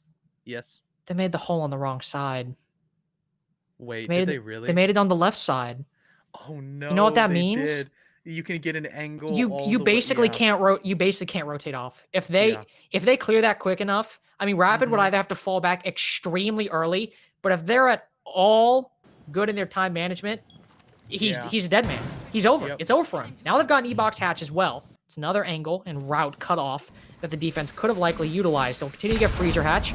The Kaed that they brought last time, not nearly as prevalent this time. Now, as a result, BZ's going to have a heyday, an absolute time of his life opening up these hatches, pushing the defenders out of positions that they could potentially have. Big Papa's the one playing inside a freezer, will be droned out. He'll take it out, and he'll continue to play in there for the moment. Now, honestly, UTSA, they're really not doing that much. They got up in those hatches, but now, right as I say that, easy money. But no, he's going back up. They're just trying to get some angles right now, trying to start working these defenders out of their position. Maybe, no, don't even have any frag grenades. So, I mean, you have these hatches open. Now they're going down towards Laundry, but aside from that, they don't have much in the way of an execute. I say that, but Nexus just in the bomb site. You barely have any map control, but you do have a kill. And on to Kira, that's the Mute taken down. JM Beast gone as well. Big Papa gets a C4, but it's followed up by a frag by BZ. Rapid tries to lessen the blow. He gets one, but they're still low in man count, and now it's all left up to him. The smoke, the pings, they know exactly where he is, and he's just gone. UTSA, in an instant, it seems like, just skip steps 1 through 4 and all the way to the final one. Just win the round. They just push in. They win their gunfights. You said it was in an instant, and it was like the snap of a finger, and all of a sudden, reminiscent of Thanos, every single St. Clair defender was gone in a puff of smoke. And, you know, it was really good drone work coming out of UTSA to realize that, hey, main stairs is freebies. And Nexton just walked in and killed everybody. And as soon as that happened, the defense was just kind of in a vice grip. They had pressure coming out of pillars and pressure from main stairs. Both sides, the walls were caving in, and the pressure was insurmountable for the defense. There was nowhere for them to run. There was nowhere for them to hide. The smoke was the last one alive, just twiddling his thumbs, understanding like, hey, I should probably be the first one dead. But he was the last one alive because they just left him there. They just left him in blue. That I feel like that round, especially the one we had previously, they're just emblematic of UTSA's attacks overall. You have these conventions, right?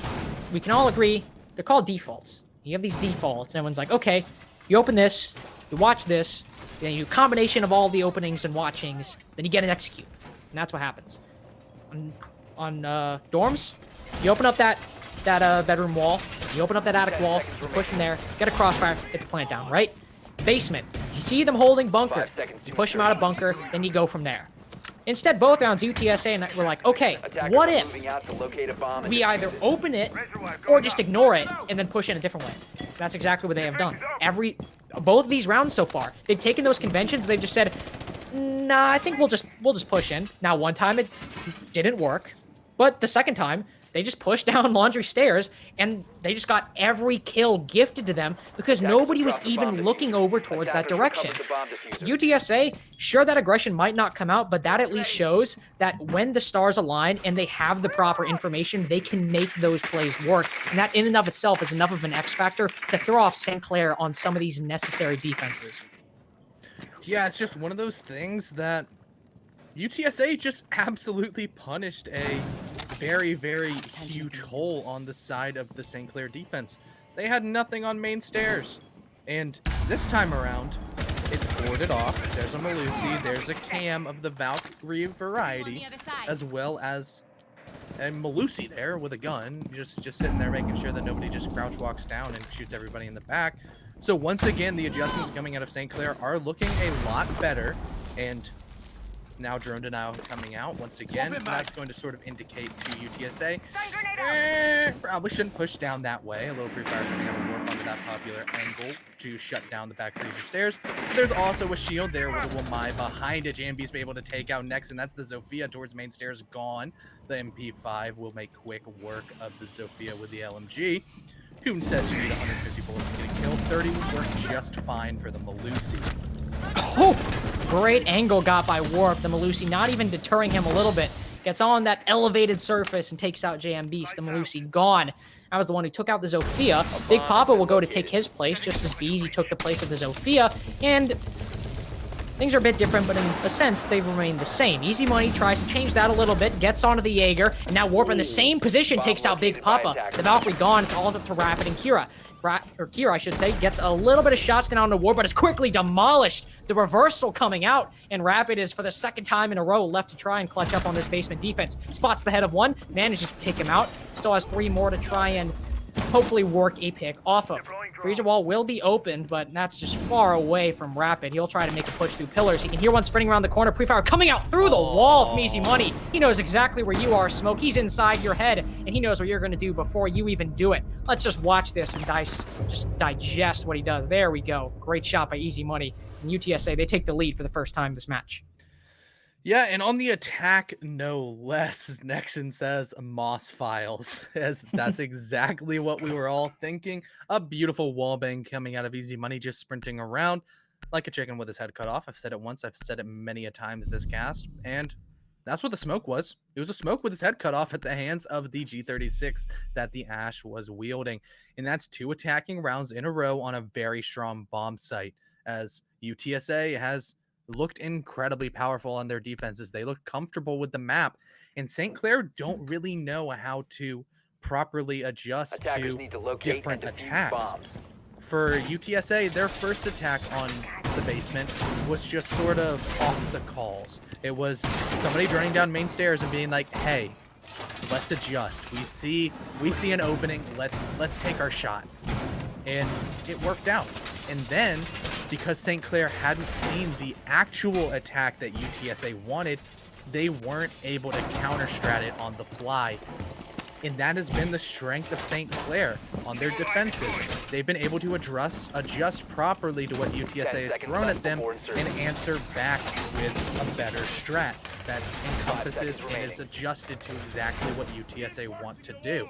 However, that sort of strength was completely mitigated by UTSA with how that they are adjusting a little bit more than what was expected, because they're more comfortable with this map than they were on Cafe, and their strengths are definitely showing here on Oregon.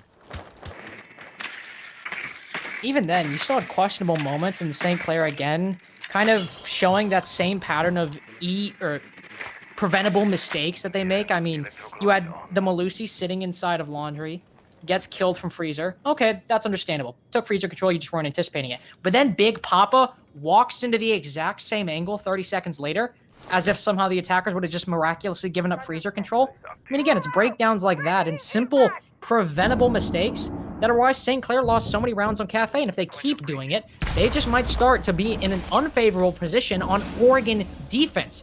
Domo and Kira are already in a rough spot. The Hibana using to be opened on that attic wall. Now they're kind of segmented off again. If the attackers are actively watching it, there's not many spots you can rotate from. Kira's kind of stuck on her side, and Domo's kind of stuck on his. The latter of which, though, has a deployable shield. He can still apply some pressure to Wolf, spots the Hibana for just a second, but is not able to land any of those shots, and BZ will be able to rotate off. The question is, if he plays a bit too aggressively, he could be taken off quickly, and if that happens, it's only a matter of time before the dominoes fall in the favor of UTSA.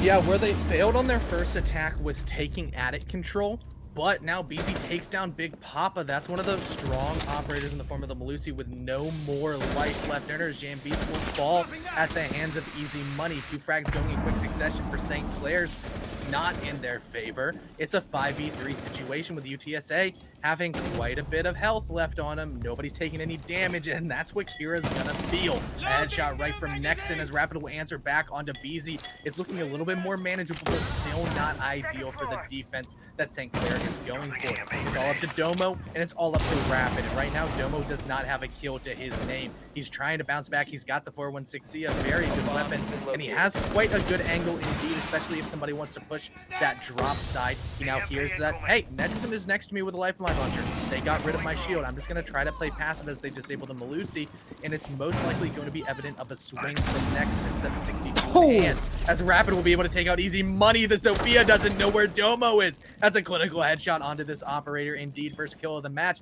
evening up the man count as the rest of his players try to hold it on, but Warp just swings, and a beautiful pre-fire from him will end Domo's reign of terror over in that close proximity to the door, leaving it all up to Rapid, the lone survivor of St. Clair's defense, trying to just toss out with Toxic Babe canisters. A little bit of pre-fire coming out from the SMG, but it's the shotgun in hand that's going to attempt to get it done. Mossberg coming out as one shot will go in. It's not quite enough. Actually, no, it downed Warp. It's a 1v1 situation. He's in behind. Does he know it's a pre-fire? It's another down. What a wonderful play. The quad kill from Rapid, reigning true, and he has time to spare us. He will get this defuse, tip his hat, and say thank you, UTSA. Welcome to the highlight reel. Attempt failed. Defenders win.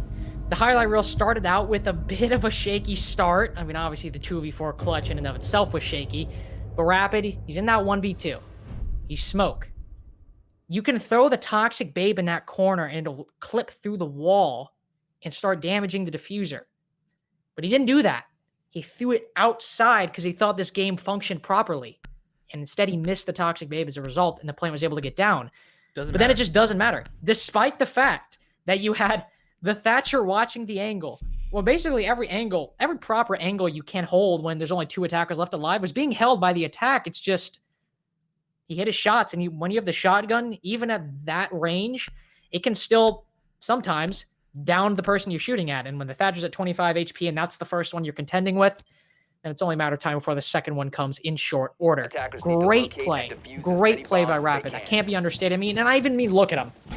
He's got 8 kills right now. He's got 8 kills. The next closest on his team is 3 from Kira. I mean, if you want to thank anybody for evening it and giving you one more shot at salvaging yourself in this defense, you need to be thanking Rapid with all your heart. Yeah, I mean, he's embodying the entirety of the defense, playing hard support and out-fragging his roamers, who definitely have superior weapons, but it did touch briefly on the fact that, hey, look, it's Oregon, and you know what's great on Oregon? The M590, and that's exactly what has been the strength of the smoke. Being able to properly navigate those close quarter combat situations and put themselves in the scenarios to be incredibly powerful and impactful. And that's what happened. He's 8-2. He has a 4.0 KD. He is putting the team on his back to a point that I think I need to slide him the business card of my chiropractor. Might need to slip me his card as well. My back's kind of messed up. I need come all the way to Raleigh. Come all the way to Raleigh, and we can figure it out. UTSA though, they're trying to figure out this defense coming off of St. Clair, and well, they read into it pretty well, to say the least. It's a spray through big window. I'm not sure if that was random or if BZ is just the smartest man on the planet, but a pre-fire through a window, through a soft wall, takes down Kira. Domo manages to get the refrag, so now Nexon the Zofia is taken off the board. Through the hatch, no less, so we already have some crazy gunfights coming out, and it's even to a 4v4. A minute has passed, and already 2 people have died. Shows you the kind of round we could potentially be seeing. The top floor presence is gone from St. Clair. No more up there. The only real one is Rapid playing down inside of security, peering up through these floor holes. And honestly, he's probably not going to find much unless somebody walks directly over that, which I don't think they will, but still, it's a solid spot and it's a solid angle to be held. And now for the moment, UTSA, they're going to be focusing on vertical play and try and route the defenders out through that vertical destruction. Yeah, vertical destruction is very impactful on this bomb site, and it typically is a little bit harder to get, but Zyra's going to get a free kill onto JM Beast. The Maestro probably shouldn't have swung that, but it still works into the favor of the attackers. Even with 81 bullets coming down, the pre-fire from that AK-12 is a little bit of a higher time to kill, or pardon me, a lower time to kill, a little bit faster out of that insanely powerful attacking rifle. But with the man advantage, they still have a minute to work with. They could sit back and drone if they wanted, gather all the info they could desire, such as there's a Valk inside of Garage, which they probably do not know, as Doma's going to pick up a double kill, his second of the round onto Easy Money, evening it all up at 3-3. It's up to Warp, Zyra, and Beezy to overcome the amount of pressure that they have. And they still don't really have a whole lot of information. So Rapid's going to pick up another kill. It's Big Papa dropping off Warp, and all of a sudden it's a 3v1 situation. Beezy upstairs twiddling his thumbs, trying to hold the flanks, just watches his entire team fall at the drop of a hat. And they're just waiting for the pin to drop on this round. Beezy, there's not much he can do. Only 20 seconds left. And hey, if this were Dining, he'd be able to get the plant down, but unfortunately it's not. He'll manage to push into the bomb site. No defenders are giving up any easy angles, and he won't even spot the one being held by Rapid. His 10th kill will net St. Clair their 3rd round so far on their defensive half, and at the very least, they've guaranteed themselves an even split going into their attacking side. Yeah, and that's a worst case scenario, especially because they can go downstairs, I guess. I think downstairs is the only place that they can go, unless they want to go for the second tertiary bomb site of dining and kitchen. But they say, no, no, no, we're going to go down to basement because we have somebody named Rapid inside of blue. If there's a blue push, it's probably not going to go well for UTSA. That's the thing, though. The thing here is, well, yes, but actually no. And the fact is, and the matter, and pulling off of all of those jokes, whatever, is that UTSA I'm sorry, I just read chat. It's a valid question. It's a valid question. It is a very valid question coming out of Nexon. And yes, Domo was saying he literally did do a line of G Fuel, as he's gonna act like the 13-year-old rank stars that our observer Henry plays with. Dang, you're clowning the observer. He can't even talk back. He can't even talk back. That's just cruel. It's also bullying since he's way younger than us. Anyway. That is true. I love ignoring, you, Henry. You're ignoring, doing very well on the observing.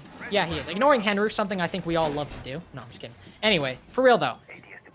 Guess what, guess it's being brought out by St. Clair. There's a different operator. Guess which one it is. It's a Goyo. It's a Goyo. And a Wamai. And a Wamai. What do you associate a Goyo with? What kind of hold? Pillars. Pillars Main and bunkers. Main stairs even, but pillars and bunkers the main one I was thinking of. But you see one of the shields for main stairs. No, I know you see one of the shields from main stairs, but you also probably will see one around bunker, I would think. Maybe they're actually not going to. Either way, the point of trying to make UTSA... No way. UTSA is going there. No, I was about to say they never do a bunker. Oh no, Easy Money is just gonna shoot up in the barricade and then go away. I mean, I just scare them a little bit, but that's the issue, is that it's understandable why they're dedicating so much utility to this bunker hold. It's not exactly a place where you're like, we'll just forget about it, because it's a major part of, or a major little bit of map control for the attacking team. So you want to dedicate some resources to watching it no matter what. But UTSA have showed time and time again that it's not at all really a factor in theirs. They push from freezer, they push from laundry, but they don't push from bunker. So it's good that they're devoting that kind of utility there, but because they're focusing people on that pillar and that bunker hold, specifically Domo, Rapid, and Kira, that means it's only JM and Big Papa to try and stop the push from freezer and laundry. And that it hasn't exactly gone well for St. Clair the past 2 times they've tried to defend this. Yeah, they have a couple more shields over towards the main stairs, but Easy Money's going to take out Kira over towards pillars, or maybe even inside of freezer. I don't necessarily know where he is because that is off screen. And Rapid is down to about 5 HP. I know he was inside, and now Easy Money gets a double kill. He's able to absolutely decimate all the utility folks over on that side, clearing a path for his team to potentially go forward, but most likely he's just the backside pressure. as there's so much utility going out. There's smoke canisters burning everything. Nexon dropping down Big Papa. It's falling apart for St. Clair as Nexon picks up a second. All of a sudden, it's all up to JM Beast, and he's not long for the world as Nexon picks up his third. That is a flawless round to end the half for UTSA and secure that split 3-3 half that is oh so favorable for the attackers. I never thought I'd say this, but maybe St. Clair shouldn't have gone basement. Yeah, maybe maybe they just try to rank strat it. we tried dining. Yeah. Dining maybe. It is a strange world we live in when basement has a 0% win rate for the defense so far going into the second half. That's just that's just disappointing to say the least. And I mean, certainly St. Clair feeling that. Now going on to the defense for UTSA, ending at 3-3, it's exactly what they need to try and make this, or try and end this at a 2-0 for the series. Bringing out a similar lineup, but they're bringing out the Mute and the Mozzie. So got that Jaeger Wamai Mute Mozzie combo, and then the Malusi on top of that. I mean, that's just filthy in terms of wasting time and denying intel. And you recall that it wasn't exactly one of St. Clair's strong suits on Cafe. So the fact that you're bringing out just all of that right off the rip, I mean, that might be illegal. We might need to check the rulebook on that one. Yeah, and the thing is that you're also supplementing the Mute Mozzie combination with a shield plus ADS and magnets to protect it. 3 C4s And as well. Yep, 3 C4s, which they already have had trouble taking away bottom side pressure for sort of, I'm remembering third floor cafe where people on such as BZ were just down below and able to just You would be correct. And there's Banshees. So that not only slows down the movement of the players with the Banshees, the information gathering with the Mute and Mozzie combination, and the utility with the Wamai and Jaeger. This is just St. Clair's nightmare. It's just their nightmare. This is illegal. It's just they have bad dreams about this. This exact image on the right-hand side of your screen, that keeps them up at night. Yeah, it's just... I mean, that keeps me up at night. That's why Oregon I was is about to so say, actually, that kind of defender-sided, scares because me you thinking about it now. Yeah, you see lineups like this, and it is just such a tough nut to crack that there's just really like nothing you can do. You can just pray and hope that you win gunfights. That's what it's going to come down to. I mean, they have Thatcher. Yeah, At least. Plus. That's a plus. You know, there we go. Gonna Thatcher open that attic wall. Gonna be able to hard reach it open now. Let's hear the Selma charges ringing out. Gonna start opening up those holes. I don't actually know the exact time we're thinking about it now for how long it's gone, but as you can hear, a second one will have to be utilized, I do believe. But even though that wall gets open, Zyra with this deployable shield will still be able to sit behind it. And for the moment, it looks like their entire take for the moment is revolving around this push inside of attic. And that's problematic. If you're only pushing from one way, obviously, the defense can just start kind of shooting you and taking you out. That's made a bit easier by rapid pushing in, getting the opening kill onto the Mozzie. Easy Money gets one. Will he get a second? No, he's not. Some damage done to the sledge, but it's that exact same operator to take him out. Now, UTSA, they're on the back foot. But again, since Jam Beast is the only hard breacher for St. Clair, and he's used 2 Selma charges on attic wall, you don't really have much to try and open bedroom. And that's one of your 2 major angles for taking or dismantling a Dorm's defense completely off the table, or at the very least, not nearly as powerful as it could be if you had just, say, brought a second hard breacher. Like a Habana. Like a Hibana. I'm gonna be honest, dude, Nomad, not the most important on Oregon. I mean, she's good. She's good on any map, but in terms of what you lost, kind of a lot. Yeah, at what cost will not having the second hard breach come out, as there's just been a giant stalemate coming out. Domo on the window as the Nomad trying to cut any rotations as the rest of his team is maybe rotating towards big window.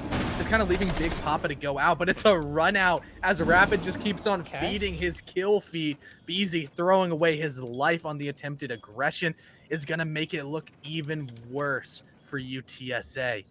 Man, look at Rapid. What happened in between maps? And 15 he's just seconds. continuing the pain train going on attack as it's a 2v4 10 seconds to post-plant go. potential Attackers position. activating Big Papa diffuser. trying to take out the Wamai, but he's going to get swing as he has a nade in his hand. We're picking up a double kill as well, but it's just flurry of kills back and forth. The man count advantage going in as Rapid is the last and lonesome survivor after that just slaughter, I guess. Like, I don't really know how to say it. It was just bullets going everywhere, and all of a sudden, Rapid looked around and said, "Why am I the only one left alive? I guess I'm going to take that round as well as the lead for St. Clair." So ages ago, a long, long time ago in round 1, I said that Oregon is a shotgun paradise. If you're an SAS operator, you should be dropping double digits. Not exactly, but seriously, the shotgun, you're in for a good time, let me tell you. Beezy, not hearing that information, ran out on Rapid. I don't have an answer for you on that one. I really just Yeah. don't. I mean, if he just played a bit more conservatively Defenders, inside of protect Wolf your with that bombs from shotgun, being defused by I mean, they attackers. push through Wolf door, close angle with the shotgun, bam, dead. They push through bedroom wall, not as close, but still a fairly close angle with the shotgun, bam, dead. But instead, he decided to run out bedroom door and then just put UTSA on the back foot. And you saw how close it got. Yeah. As CDEP said, Rapid was the only one left standing after that round. Only one left alive.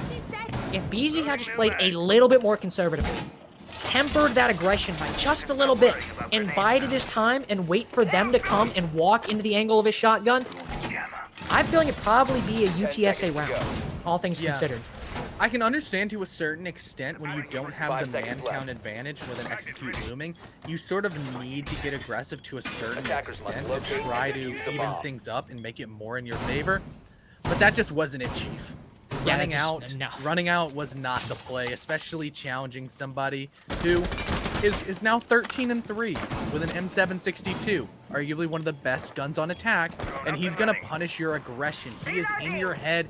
He knows exactly what you're doing, and he is putting the team on his back and just trying to propel St. Clair to a victory. He is doing everything in his power after railing 5 lines of G Fuel, as he admitted inside of chat. And I mean, it's working. I'm not going to fault him. Maybe I'm going to take a couple pointers going forward, but I mean, hey, it's working. As his lawyer would like to point out, he said maybe, followed by an eyes emoji. That is not at all an exact confirmation that he snorted G Fuel. Just want to get that out there. Make sure we all know. UTSA, or St. Clair, I should say, they know exactly what they are doing. Using those same Selma charges on attic wall to try and get an angle onto that mute jammer, so they don't have to worry about thatchering it multiple times in order to try and get it back up. That was an issue that they had last time, so it's good that they're trying to remedy it this time. One thing they also have to fix is to make sure they get these roamers under control. Well, I say that, but didn't actually end up being much of a factor last time because the defense kind of choked. Easy money. He's a very great fragger, but if they don't nail him down, that's going to be a big issue. And BZ, stop playing this aggressive. Just stop. You know what happened last time. It didn't work out. He's got this hole into split doorway. I can understand that. But now that they've opened attic wall, the rotation into bedroom is imminent. Now he will rotate out just a little bit, but still, you need to tone it back, buddy. You need to tone it back a little bit. Yeah, he was just sitting in a spot where if they just shot open the barricade, he would have died. But now Rapid falls 6 feet under as Easy Money is going to take his head off. That's inside of main lobby. NS in chat as the man count advantage goes into the hands of the UTSA defense, trying to bounce back from getting kind of stomped in the early stage of last round, trying to bounce back and tie up the score. They now have 5 players remaining on their side as opposed to the 4 left on St. Clair's. There's only about 45 seconds left, and they don't necessarily have any access into sight. There's still mute jammers blocking the intel of where exactly, what corners these things are, or the UTSA defenders are going to be in. And now smoke canisters coming out at just the right time will block off a 1 entry, as now Breezy's just going to be rotating around, making those late round rotates, trying to be unpredictable as possible, as Easy Money's just going to tank an air jab. That's going to be sort of alarming to Big Papa, who's like, oh no, there's a Jaeger on the flank, better watch that. And that's going to be one less gun trained trying to go in for sight. Attackers have dropped the bomb diffuser. Yeah, St. Clair, they don't have much to work with, but now they have an opening pick. Nexon gone. Warp, he's still holding his angles, gets one. Zyra gets one more. Warp gets a team kill as Kira picks up a second, and now it's at a 2v2 thanks to that team kill, but they still have to try and get the plant down. Domo at 0-0-0. He has to stick this or he'll die, and Warp has the angle necessary. to stop him from doing just that. UTSA, thanks to the time being in their favor and the stall game coming out from the defense in spades, even at 4-4 and looking a little bit better than that very first round of their defense might have indicated. You know, I think every single bit of analysis that we did was incorrect. No, nope, easy money got to kill. That was the one thing I got right. No, I'm gonna say that just the way these teams are going at it, it seems like Oregon is not as defender-sided as we thought for this matchup. I think we're gonna see double 3-3s. I really do. I think we're gonna go to overtime in this matchup due to how close these two teams are going, and with the way Attackers both of these need to teams are locate really and starting to defuse as feel many out the bombs as pressure they from the can. other. They're both adapting really well. It's just going to be an absolute slugfest. Gut punch after gut punch, every single action with a proper reaction from the opposite lineup, and I just think it's going to be a lot closer than we once thought. Well, Hey, they have the rotate hole on the right side. I was considering whether or not to say it. I'm like, do I mention it? Do I mention that is the correct side? I decided not to, but yes, you are correct. BZ, he's making the rotate on the correct side. Nexon's using the wrong gun, though. Unfortunate for him. He's whipped out the pillow launcher. Doesn't really do much No, it anymore. got buffed. How much did it get buffed, though? How much did it get buffed, really? It's back to the old school damage drop off. Attackers It's like a two-shot like every ring now. See, this is why college sucks. It's like I just missed that part. Yeah. Like I skimmed the patch notes during class one day. I was like, okay, I get the gist. You know, Selma charge doesn't go 3 anymore. Only does the 1, then the 2. Okay, gotcha. Read a little bit more. I was like, okay, good. Now apparently the TCSG is a DMR again. Yep. So that's fun. I love me the old TCSG. You're a It's psycho. sort of in between. It's in between the old TCSG and like the nerf to heck one. It's just sort of a nice middle ground. So it's a solid weapon again. You can get some one taps to the chest on like an Ash if you're right up on her. Plus the 2x scope is nice. It's just Yeah, 2x scope is beautiful. nice. It's beautiful. Especially with Nexon. I mean, he's bringing a couple of extra shields, more utility to burn on the side of St. Clair, as well as just being able to lock down E-Box long angle, making taking blue incredibly difficult. They're running out and saying that, yeah, there's a lot of people over here. Should we challenge it? And we're St. Clair. We have Rapid. Let's go ahead and do it. I want to see him frag some more. So as the lifelines are going in and burning out the ADSs, didn't necessarily use an EMP grenade to go out, as Domo's going to take 50% of his HP due to like one shot to the ankle from that TCSG of Nexon. Nexon will continue to try and contest Domo on this angle, but the Nomad's playing a bit conservatively. So is BZ. He faces the even slightest amount of pressure. Throws a toxic babe and says, nah, I'm out. Rapid, just look at this reinforcement, because you're not going to find me. I'm all the way back in sight. Probably the smart decision overall. But now the remaining element of your extension into bunker and pillars is going to be Nexon on pillars, and there you go. Goyo Shield gets blown up right in his face. The shrapnel puts him down to 25 HP. And easy money on this roam. He'll get the down onto Big Papa. The sledge and the frag grenades all gone. Now, UTSA, they get the man advantage. Easy money on this roam has been incounterable by the attack coming out from St. Clair on Cafe, on Oregon. They have failed to lock down these roamers, and as a result, he doesn't exactly make the biggest play, but he gets that one pick, and that enough is to be able to throw St. Clair off of their game. It's exactly what UTSA need to try and win this.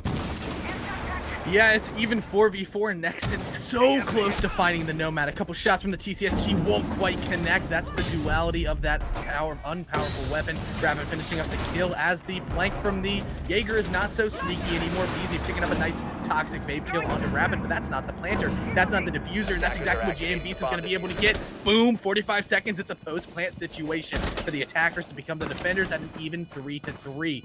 Domo is fending off easy money on these backstairs flanks. JMBeast able to take out Zyra, but BZ answers back onto Kira. Still, even 2v2 with not that much time left. Another shot from BZ will rip the head right off of JMBeast, leaving it all up to Domo, who's going to answer back. Another air jab being hit by Easy Money, who doesn't have very much time left. He needs to get on his high horse. He needs to start running. He needs to start defusing. He only has about 7 seconds left before it's all over, and Domo hears that characteristic sound. The pre-fire's coming out. There's only 1 second left. He has to stick it.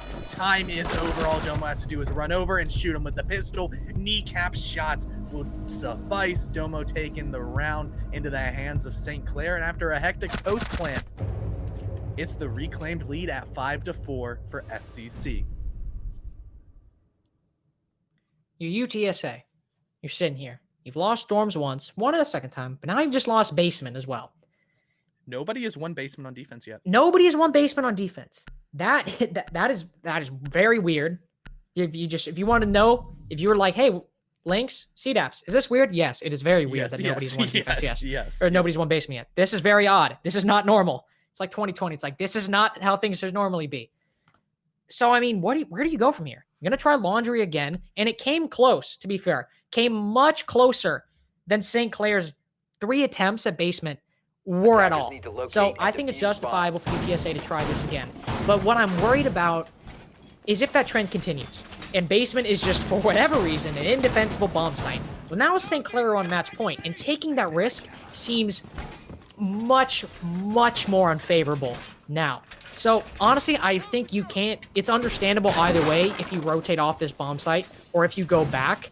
And I think there are just a little small bit of adjustments that need to be made. And also, St. Clair, Easy Money was the last one alive. Sure, he didn't end up winning the 1v1, and it was well played by Domo. But he maybe comes in a bit earlier. Even then, just going into this round, if they're not able to take him down and they don't focus on taking out these roamers again, it could easily be UTSA winning the round off of the back of that. So this is still a close game, despite precedent and the round count saying otherwise. I mean, what the worst thing about it is that Easy Money hit an air jab that was literally just placed in the middle of a wall. Yeah, that was kind of odd. That was that one threw me for a loop a little bit. Won't lie. Yep. Yeah. However, honestly, if I was in UTSA's shoes, I would literally be bringing all the stall operators and sitting inside of sight and just turtling. As now, that's the exact opposite of what Beezy's doing. He's trying to extend himself into blue, push up, will take out a drone in order to fall off. As Easy Money's up inside of T2, that big tower presence allowing access to the stairs, that is typically where the two-pronged attack will come out of St. Clair. Kira able to take out Nexon. That's the mute as another kill comes out. It's just so many kills for blue, but there's blue on blue action to answer back. That's your hard breacher going down, which does not bode well for your attack.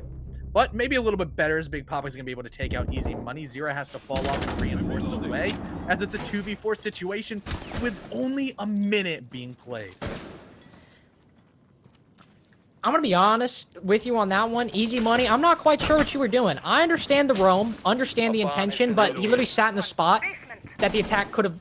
I mean, they just have to cut off that stairwell, and you can't push down. That was free low at that point. Now it's all up to Zyra and Warp. Zyra playing inside of that A bomb site, just sitting, lying in wait, hoping the Zofia and E-Box rears her head and he's able to take her out. But she's not doing that. Rapid is still content to just wait. He knows time is on the side of the attack for once. So is the man advantage. Warp all the way down inside of Freezer as well. Not exactly in the best position to try and deny the oncoming storm that will be these 3 attackers all trying to contest inside of E-Box. Just waiting at this point. Just waiting for one side to make a play. Domo will be the first one to take some damage as Rapid tries to get the plant down. Slowly going, and the Thatcher's coming from the back. He's not the one to seal the fate of the Wamai. That's actually Domo, and the Kayed falls short just after that. And St. Clair pushes to match point off of some questionable play from the UTSA's defense. You know, I think Basement is just cursed. Burn it with fire and never touch it with a 10-foot pole. Practice your social distancing on the Basement bomb site and on Oregon with this matchup. Just 0-4 for the defense is mind-boggling, as neither one of these teams feels comfortable on it. But thankfully for the side of UTSA, 2 rounds passed, and that does allow Kids Dorm to come back up, a site that they are a 50% win rate on. So it's a quick coin flip on if they get to extend their stay on their map choice of Oregon, or if they will be going towards, I believe, Clubhouse is the decider. Yes, Clubhouse is the decider. We could see that coming out, as the very critical 6 rounds on the map has already been reached. That threshold ripped open by the St. Clair attack after a 3-3 defense is just very interesting to me. But it's been a really good defensive showing from St. Clair, able to really get into sight, get necessary map control, roam clear like it's non-existent, and just constantly go towards their execute with all the intel, all the time, all the utility, and all the manpower that they can muster up.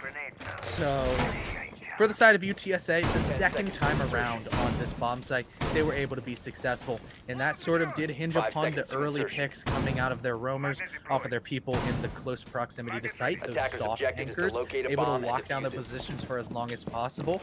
On the side of St. Clair, they really did stall a bit on their attack. They didn't look as crisp as they've seen down on basement, as well as inside the first time around, where they just kind of sprinted into sight and exploded with the pressure of any sort of religious deity that you want to enter into that phrase. But so far, they're still being a little bit slower. We've seen them take big tower control a lot faster in previous rounds, but they do have the Thatcher of Kira, and they are starting to drone out and realizing that easy money is down below, but BZ will be even lower, 6 feet under, in fact, as Kira just shoots through a window and decimates the mute. That's not what you want on the side of UTSA, to say the least. Not even a little bit. I was also going to question Nexon's playing of the Bandit, but he's just Bandit tricking Attic Wall, because why not? I believe he got a Selma charge. Thatcher Grenade also taking down that Mute Jammer. So he's not only is he actively Bandit tricking, they already have that Mute Jammer. And St. Clair, they just appear to be amazed at what's going on here. It's just like they're seeing fire for the first time. They just don't know. They don't know what to do for the moment. Rapid does have 14 kills, so I mean, if you want to send anybody to try and deal with it from below, probably would be him. On top, and then on top of all that, you still have easy money playing downstairs. We've seen this work well before. We've also seen this work poorly before. Now, okay, Nexon, is this the play? Is this... Yep. They're just not watching CDAPs. They're just not watching the angle, I guess. That's... Oh, man. This is... I mean, they're still winning, so I guess I'll give them that. Oh my god, if Nexon wins this... Oh, I'm retiring. We're done. It's over. Yep, we're done here. Nothing to see, only Nexon being an absolute freak inside of Attic. Bandit tricking twice with the wall open, as well as getting an opening frag for the defense onto the head of Big Papa. But on the flip side, JM Beast has sort of, with the rest of his team, abandoned the endeavors towards the Attic. They're too traumatized, they're too scarred from the electricity that Nexon was bringing, and it was quite shocking to all of us as our mouths gaped open with Nexon placing an electric battery on an open wall. Bandit tricking is dead, but he revived it like any of the trends from the 80s that you would come out. But at a 4v3 situation, UTSA is still on the back foot. There's only 30 seconds, however, for the attackers to get into sight. They need to smoke off some of these crosses and try to get a plant. As Kira's going to be creeping up and gets the hip fire one tap onto a warped skull. Now it's a 4v2, but Nexon does have a Nitro, and he's got something to say about it, as it's actually going to miss onto JMB's, not quite able to do enough damage. None, in fact, as it's just all falling apart. St. Clair take the round 7-4 on the map choice of UTSA. Well, I'm gonna be honest. I did not expect that. I did not expect such a attacker-sided Oregon, to say the least. I mean, attacker-sided might be a little bit of an understatement on that one. Yeah, it was a 3-3 half and then a 3-1 half, or a 4-1 half. I mean, there was just a lot of mistakes made by UTSA. Just a lot of mistakes, and the way they were utilizing easy money. It just kind of looked like ranked. They sent him off by himself, just doing whatever. Just, hey, if you get a pick, waste some time, do what you can. Didn't really dedicate much utility. And it worked sometimes, as St. Clair failed to drone him out. Then you had other times, like that one round on the basement with Big Tower, where he was just not in a good position. And they just picked him off as a result. He wasn't really that much of an impact. It's plays like that were kind of one of the main reasons that UTSA ended up losing that. Sometimes it didn't look like they had really a clear plan. Kind of, they were just like, all right, we'll go this way. This is what we'll do. It didn't look like they were just kind of going with it as it came to them. And you know what? That works sometimes, but then other times you lose 3 defenses on Oregon. But the thing is, I don't necessarily want to attribute it to the Thatcher being up, but the Thatcher did help a lot. He was able to disable Malusi gadgets that those Banshees wail and make it so hard to push into sight. They were a non-factor. Anti-breaching measures, non-factors besides Nexon bandit tricking, but that was just sort of a one-off occurrence and didn't really necessarily have the biggest impact overall because the round was still lost. But at the end of the day, St. Clair looked very good on Oregon, both sides. defense being able to get 3 rounds when UTSA on their map choice was only able to get a singular one. You have to give them the credit that they deserve, as well as thinking about it to a certain extent, how close the matchup was on the first map. Being able to answer back and take the map choice of the team that just took yours is really strong mental fortitude, and the reason we're going all the way to the decider map of Clubhouse. So make sure to stay tuned, because we'll be back in about 5 minutes for the conclusion of this series, and we'll be right back.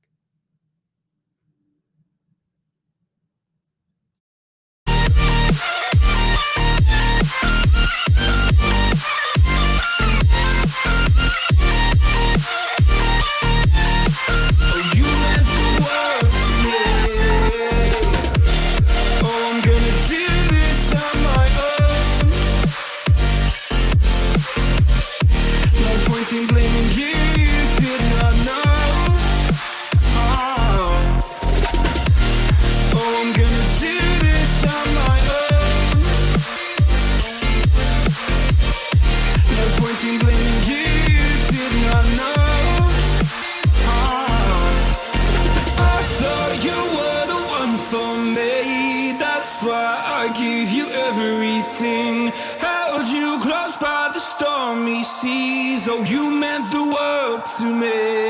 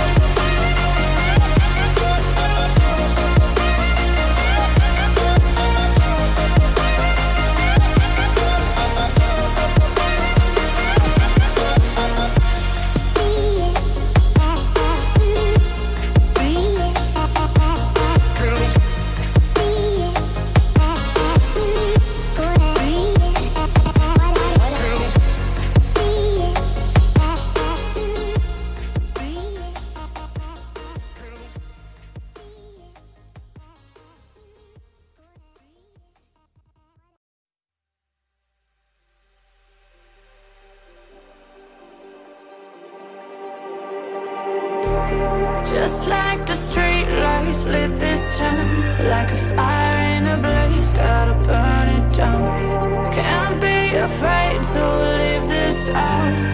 We got this far, don't know how. I see danger in your eyes. They know we'll burn down the night.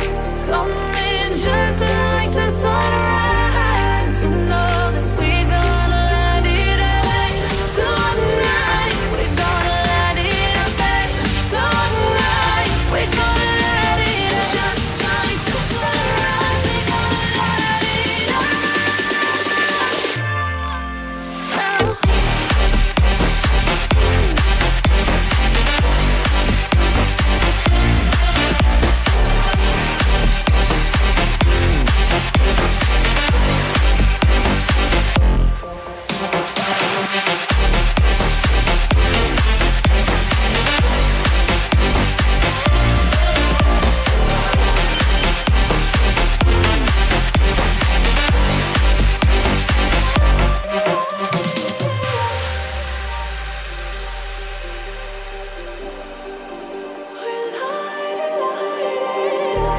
Just like a spark that's breaking out.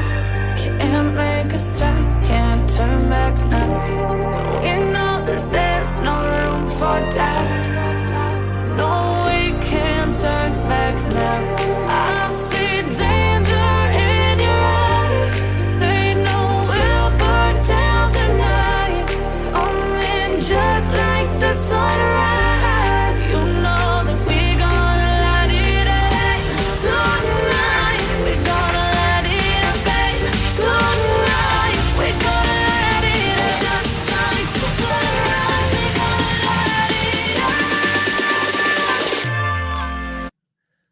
Oh, welcome back, ladies and gentlemen. As we don't have map 1, we don't have map 2. We are all the way on map 3. As I predicted, this matchup between UTSA and St. Clair has gone the distance, but I was wrong, and I will admit my errors in the ways that UTSA took St. Clair's map choice, but St. Clair answered right back by snagging away Oregon from the clutches of UTSA. My name is CDAPS, and I'm still joined by the wonderful and incredibly high-level vocabulary of a pre-law major known by casting links. I'm not a pre-law major, you rat. You got it wrong. It's I in just my like Twitter bio, CDAPS. Come on. You know, I'm sorry. I just think you're a lawyer because Yeah, I mean, you know what, dude? I run up the numbers on Among Us. Y'all better watch out if you ever get me in the lobby. It's over for you. But it is anyway, scary. it's not over for this matchup yet, though, as we are on that third match. It's gonna be Clubhouse, and honestly, with how this has gone so far, I think this can go either way. One of the key reasons that UTSA ended up losing that previous match of Oregon was they made a lot of easy mistakes and let a lot of rounds slip away, and St. Clair just kind of took them off guard on their attacks. So going into Clubhouse, I don't know. CDAPS, I don't have... Attacker-sided Clubhouse. Really? Yeah. Really? Attacker-sided Clubhouse? Uh-huh. I don't... Whenever I think about attacker-sided maps, I don't know why. I'm not happy. Even though, like, it's counter to the meta that we have. It's counter to the standard kind of defender dominance on most maps. But I still think about it, and excitement is not conjured in my head for some reason. I'm not sure why, but it's just me. Yep, but our favorite letter is rung out in chat, and that is R from both sides, as we'll be getting right on into the action. Map 3, Clubhouse. A map that is as played out as Cafe is, maybe a little bit more so. And we can sort of predict everything that will happen to a reasonable certain degree, such as there's going to be a Maverick or Thatcher ban. That's Yes. it. That is like death and taxes. Well, there's It's not been a Thatcher guaranteed. ban the whole night. You know, it's going to be one of them. It's going to be one of them. One of them will come out most likely, and we'll see in 3, 2, 1 if it will be the Maverick or the Thatcher. Maybe something different. No. There's the Maverick. No more breaching torch man. Not As- today, CDAPS. You know, St. Clair, there is the potential for them to ban something like the Capital, who is insanely powerful on pretty much every bomb site of this map. Those smoke canisters on the crossbow bolts, as well as those asphyxiation bolts, which are now called fire bolts, can burn out players in sort of really strong positions. And wow, I was correct for once in my life. Capital will go down. The one-eyed Brazilian will not be in play, but that does mean on the flip side of it, Thatcher will be allowed for the third time in a row. This is kind of nice, all things considered, not having that Maverick and Thatcher ban. It's makes the game much more interesting, much more fast paced, I'd say, in theory. And that Capital ban, I like seeing him get banned more often than he actually is, or I'd like to see him get banned more often than he actually is, because he is a very strong operator when utilized properly. As you said, those fire bolts, smoke bolts, getting those off the board, very useful. Malusi also being gone, it's always something that a team, I wouldn't say struggles to deal with, but it's always an annoyance whenever you walk in a My hallway. It's like, ban. oh, it's a Banshee there. Well, they followed up with a Wamai and a... Oh! Okay. It's a smoke ban. A smoke ban. Wait, A rapid target a smoke ban? A rapid target ban. I mean, maybe no it's a... way. Maybe it's a target ban. Nah, maybe... it is. I mean, you know what? I respect it then. You I was about to be like, why would you ban an operator that like half of the time isn't even brought when UTSA is on the defense? But you know what? They want to do it. They'll do it. Yeah, I mean, instead of the shield, you're going to be giving him a nitro cell as soon as Rapid gets to the defensive side, which he's like that's another piece of lethal utility, another piece of his arsenal that will allow him to directly pad his stats. We've already seen him be completely prolific with the SMG-11 shotgun combination.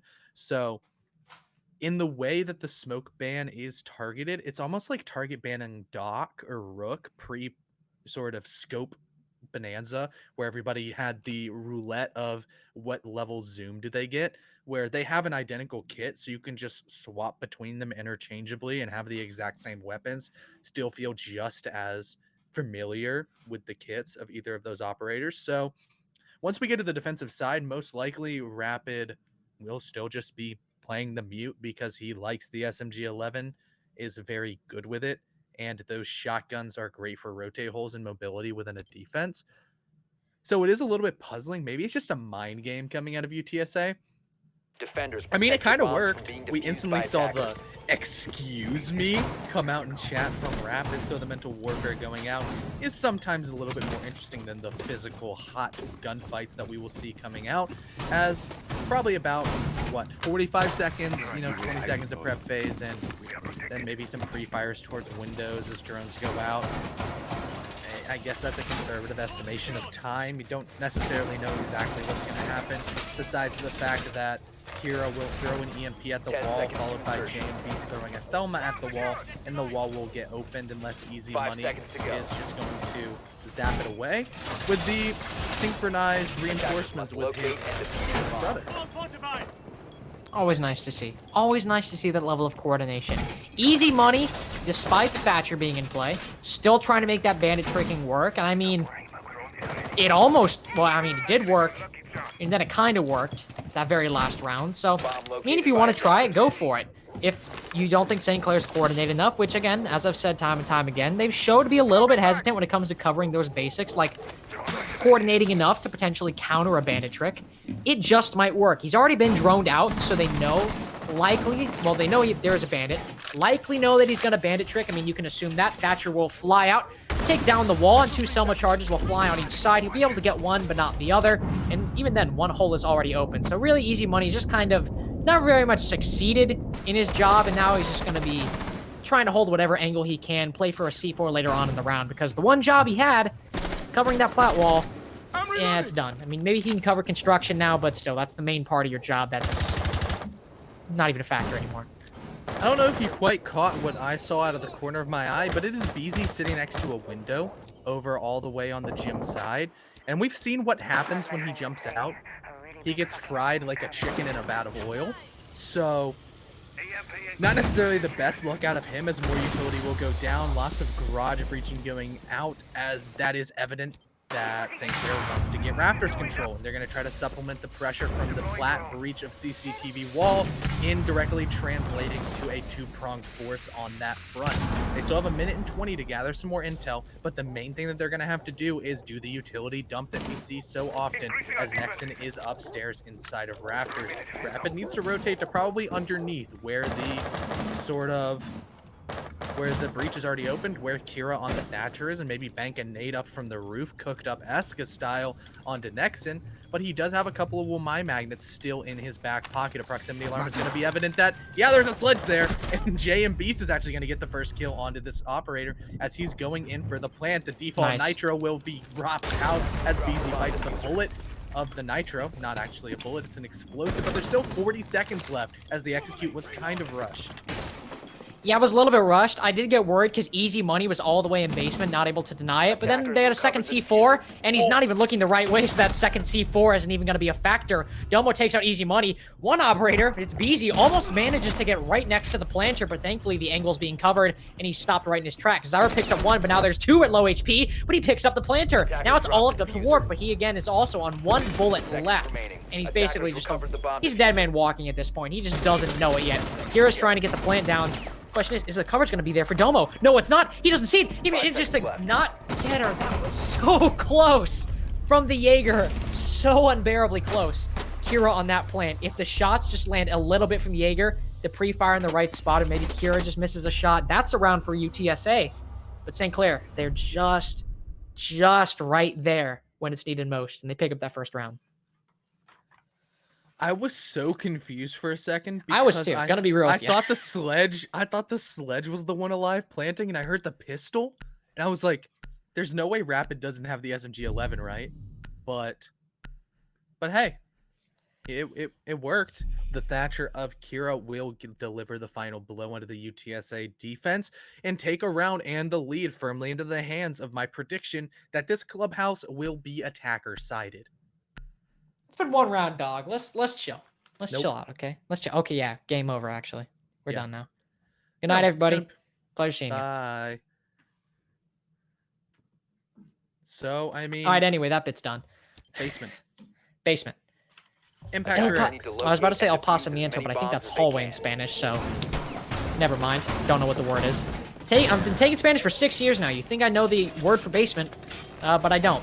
What I do know is that a little bit of a roam setup. What would you call it? What's the name for it? I just can't think of what it could be. Oh, never mind. Actually, the reinforcing moto. They also don't have a castle, so really, it's not. I was gonna say it's an SSG defense, by the way, but it's really not. I know you have the. I was gonna say maybe like Mozzie. a Walmart version. It's like a knockoff SSG, but. They really wanted that mute. Not the mute. They really wanted that Maestro. Yeah, there's no castle. No vigil. Yeah, it's just kind of a turtle strat with a mute Mozzie combination, maybe. It's not bad though. I mean, mute Mozzie is still, even if you're not extending, it's still really good for wasting time. Yeah. I mean, that's exactly what they're going to be trying to do. They're trying to protect a lot of the crucial areas from getting drones, such as the site. So a couple of mute jammers placed here, there, everywhere, with some I almost said Maestro pests, but Mozzie pests coming out. Also, more intel coming out of the goo mines. The next one will be spreading around the map, and Easy Money inside of Secret, just prone underneath the window. Oh no! Please tell me for the love of God. Yeah, there we go. The vault. Oh, and he got right into it. Good night. Man. Good night. Yeah, that's cold cut right there. That's cold cut. Over and done with. Get out the lobby. This is Big Papa's. This is Big Papa's game. Yeah, I mean that's the oldest trick in the book. You just repel in pre-fire, and now the second oldest trick will be the impact variety, as they just all missed. So this has not been a good round for UTSA so far. No. Think we can all agree on that. Impact trick failed. Easy Money being a rat on top of Secret failed. Now it's all left up to just holding your angles on the site and just hoping you manage to evade the vertical play that's likely incoming. Well, it's already actually come out from St. Clair, but even further, an extent of it. BZ will get a drone, try and do what little he can, what little change he can make in this round, but I mean, it's all falling apart. The last little bit, well, I was going to say Warp and Blue control, but he decides to peek towards Oil Pit, because why not? And he loses his life. Big Papa's watching. He's got a second on the round so far. And since you've just done so much in the way of helping your cause, JM Beast is going to be able to get the plant down. Two more picked up in the favor of the attack, and the plant gets down right as Kira gets that final kill and seals out a flawless round for St. Clair. And that was unfortunate from You know, UTSA. That was a yikes. I don't care what the map is. Just don't go to basement on any map. for Basement, these yeah, teams. it's basement is 0 not and it. 5. Not It's 0 it. and 5. It ain't it, Chief. It's just not coming out for any of these rosters. Attack The will air can't always get win down there. basement. Yeah, it's just stick to second floor, stick to CCTV and lawn and gym bedroom. Heck, go bar. Go first floor No, bar. don't go No, bar. no, Don't go it's better bar. than 0 and 5 on basements. Don't go bar. I would rather go 0-5 on basements than go 0 and whatever on bar. You're not You winning know, that I site. believe in, and if any roster could pull off a basement or a bar defense, I just believe in the mind of the homie makes to have a pocket strat. I'm Attackers sorry, must but locate I and defuse don't believe in bomb. the mind of Jesus himself to be able to pull off a bar defense. Like I hate to break it to you on that one. I'm not buying it. They'll go to CC instead. A much more tame pick. But even then, it didn't work out too well for UTSA last time. I want to be nice, I do, but I don't know what Easy Money is doing. Okay, that's not true. I understand what he's doing. He's trying to waste time. Well, when he's roaming, trying to waste time to the best of his ability. And then on this side specifically, he's trying to bandit trick. But again, you have a Thatcher on the board. You know that no matter what's going to happen, bandit tricking is going to be really hard, and it's already hard on Flatwall. Sure, Capital's banned, but it's not an easy feat in and of itself. He could be doing so much more. If you want to have him roam, as he can do fairly well when given the chance, then set him up in master bedroom. Or give him, I don't know, just give him something, but I just feel like every time I see him, he's either trying to bandit trick or trying to roam, and then he just gets shut down on both, and it seems like a 4v5 essentially for UTSA. I don't know, that was just, I'm gonna get off my soapbox now. I feel like he could be doing more. Yeah, I mean, the main thing is with the sort of inclusion of disabling gadgets from Thatcher is what you have to do on bandit tricking is just shoot them. You just gotta shoot your batteries. You just gotta suicide them because you can't pick them up and put them down fast enough. I mean, you can do something like this where you're just gonna juggle, as now he's gonna get one, but he's Sophia stunned. There's just so much utility coming out, and he's gonna die. He is up the creek without the paddle right now. He is. Yeah. See what I mean? Like that. JMB's just getting an easy kill onto easy money. There was just nothing that he could do in that instance. He needs to properly read into the fact that St. Clair isn't having it. They know how to stop a bandit trick. They're just gonna, there's no ADSs on the drone hole. They're just gonna double Zofia stun you and then shoot you as soon as it opens up. That's what happens when Thatcher and Ace are left on the board. But, well, Big Papa goes bye-bye. BZ just surgical precision coming out of the SMG-11. That's cold cut as the Zofia will no longer be in existence. Most likely a closed casket funeral for the Polish operator. As now it's the same thing as Nexon. Nexon peeking up to the distracted by the players over towards the garage wall. Gives and feeds JM Beast another kill on Plat. So they did reinforce garage wall. Now Nexon is dead. You decided Easy Money should give bandit tricking a second go, and then they were like, well, what if we just Sophia stun you and use the oldest trick in the book? Now he's dead. Sure, you got Big Papa, and shout out to Beezy for just smoking him off the planet, but now you have Jam Beast. He's just running in. Gotta get the plant right next to that wall, and because you've lost so many C4s, you still have one. Now it missed. Jam Beastie gets the plant down. Maestro taken off the board. No more Evil Eyes, but even then, it was so late, I'm not sure how much of an impact it would have had. Beezy's the only one on site for the moment. Warp's gonna join him momentarily. He's gonna go down below, gonna try and work some pressure over on that side of the map while Warp continues the pressure up top. You can see him going into garage. Ping's coming out. He knows where the defenders or the attackers could potentially be. Sees one but misses every clip and every shot in his SMG-11 ammo is just gone. And he's finally finished off. It's all up to Warp, and it's not happening. It's not happening this time. No matter what universe you're in, you get one kill, but you gotta get 3 more. You can't even see it. You can't even see him on Flatwall Repellent. St. Clair, they just clubhouse attack. Apparently, you just don't take St. Clair to attack, is what we've learned. No, you don't take any defensive side map to either of these teams because just as easily as St. Clair is stringing together these attacking rounds, UTSA is going to do the same thing. You thought we were going to get off the hook easy? You thought this was going to be a quick map? No. It's going to overtime. It's going to be double 4-2 for the attackers. Zyra has the alibi. And there's a Frost. So one of those operators will stick. Well, I mean, what? Okay, thank God. If I saw the alibi get 6-picked, I would think I might have cried on stream. It might have been over for me. I love Alibi. MX4 go Burt. It is Listen, a MX4 is a great gun. Alibi's Yes. utility, not so much, but the MX4 is a great gun. That much I will concede. You know, Attackers to a need to certain locate extent, I mean, and she's defuse got as many Bailiff bombs as they with can. impacts or Bailiff with shield. Not the worst thing in the world for a Roman. Somebody that's just going to throw their utility. To a certain extent, you can just use them as intel gathering devices by like throwing them on windows, and either they have to upside down rappel to shoot the feet of it, or they're just going to project their location as soon as they vault in a window, which on a site such as Gym is a lot more common than you would think.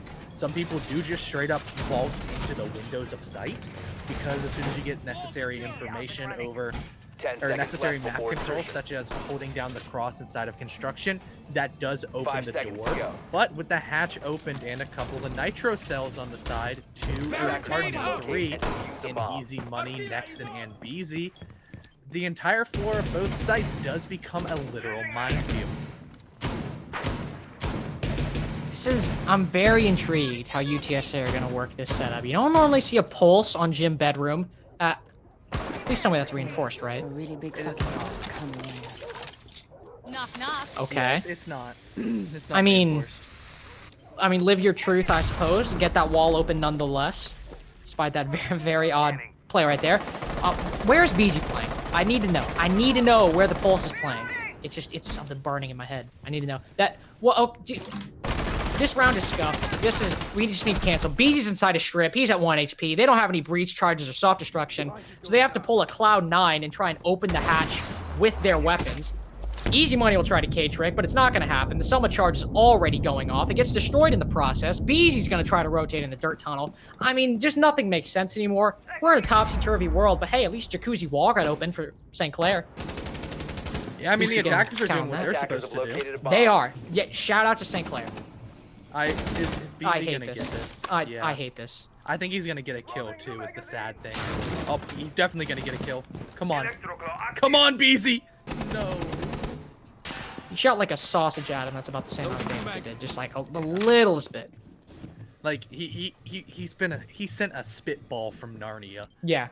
And He's like it one of those just- I don't know what do you call them? Slingshots. That's what they're called. Send a Yeah. slingshot over.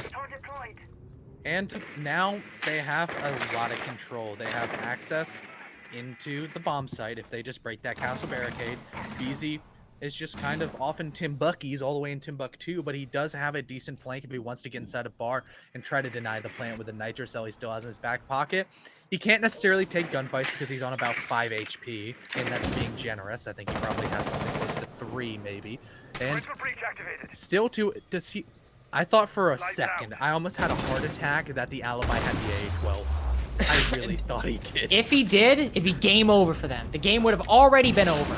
Easy Money, he's trying to keep his team in it, but Kira's trying to do the opposite. Warp off the board, that's castle gone. They've also only taken Jacuzzi control, by the way. They haven't even tried to clear out any of the other defenders across the map, but hey, it's St. Clair. They'll just push into the bomb site, take out 2 more. Thanks to Kira for that. But the C4 fly out right under JM Beast, and there he goes. Second one will fly out momentarily, and it blows too, but it doesn't find nearly the same amount of success that it did last time. The attackers will continue to hold dominion over the defender's bomb site. Big Papa picks up one, a second one. Will he get the third? Yes, he will. It's 3 for Big Papa to bring St. Clair their 4th round in a row, and Clubhouse Attack is just their game through and through.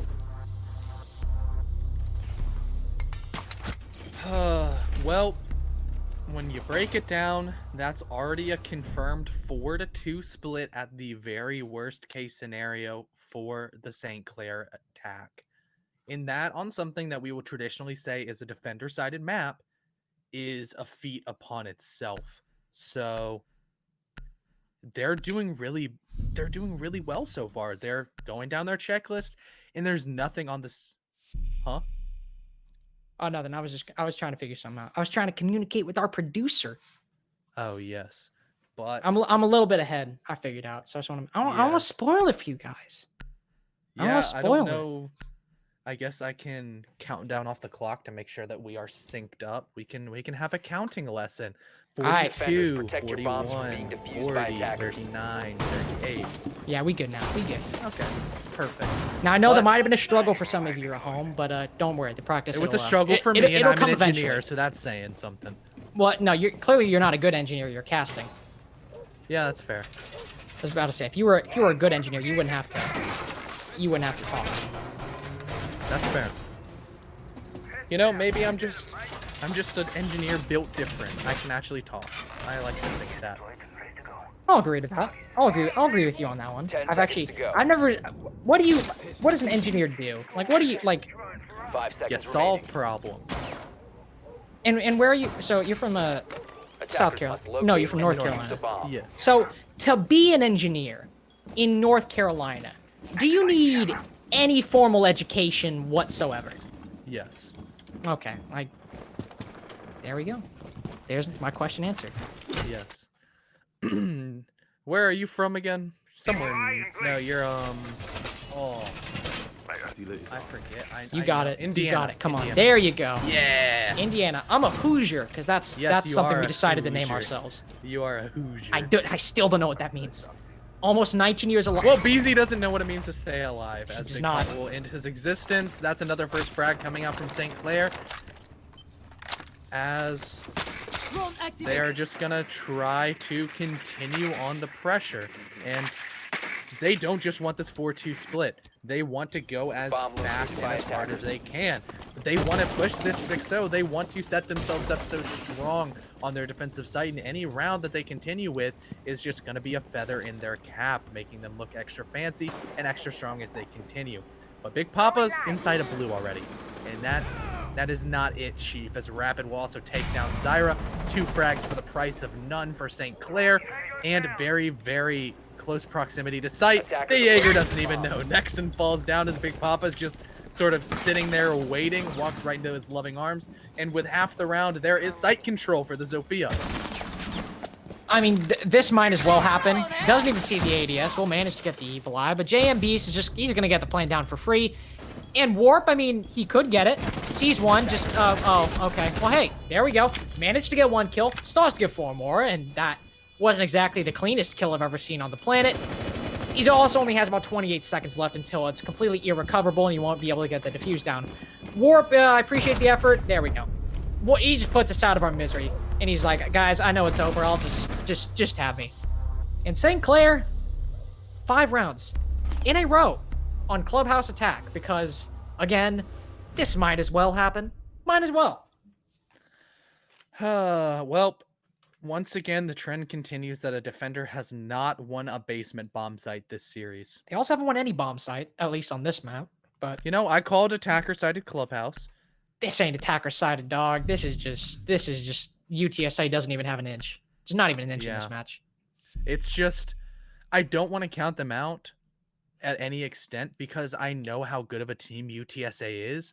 Even though they do not have Ton, who is their best player, I want to believe in this roster that has had success across many different leagues and are always a perennial contender in collegiate.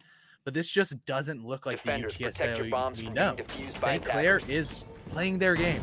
They're looking like a very solid roster. And I don't necessarily know if there's some sort of communication issue coming out of UTSA, if they just sort of got caught off guard, lost map bans with the decider, anything like that. Can I ask a question to you? Can I Yes, ask something? yes. So obviously, you know, I'm sure as you all know, I'm not entirely the most familiar with collegiate, so don't know all the ins and outs of the rosters or the teams, you know, to the best of my ability. But see, you've been here for a while. Is not having Ton really something that? 10 I mean, seconds they to won the very insertion. first map, obviously lost the second, but is Ton 5 not having him seconds here is that the factor, or is it something else? What do you think? I feel Attackers like must it's locate one of and the defuse the bomb. factors, but I don't want to fully attribute it to that because Ton isn't the entire team. Like, it's not like he's just solo hard carrying, sprinting into sight and murdering everybody. The team still does help him. Like, they drone him in. They have structure. They allow him with the way they set up. They allow him to be successful. And it's just like the way the team is built just lets his playstyle be strong. But this just doesn't look like the UTSA that, like, I know. This just doesn't look like them. They're just coming out flat. They're not as confident as they would like, and I don't know. It's just hard to put an exact pinpoint on. I'm also not that familiar with the St. Clair roster, which, to my knowledge, is still a very strong roster, so it could be that maybe UTSA came out a little bit too confident, and they're just getting kind of smacked around by a team that they underestimated.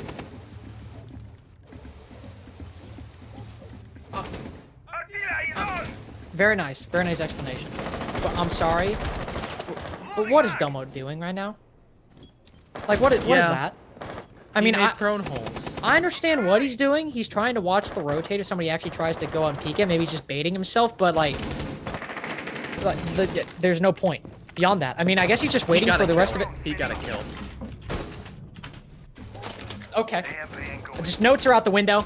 Domo just gets that because you just threw your note. I mean, I bungled it like comical, and I just threw it on the ground. Jam Beast gets another one. Easy money. He's 0-6 right now, so he'll just be on cam duty, much like he's been for the rest of this game. And now, what do you know? It's UTSA in a man deficit once again, made even worse by another one being taken out. The Maestro, gone. Jam Beast will be the first one that they managed to get.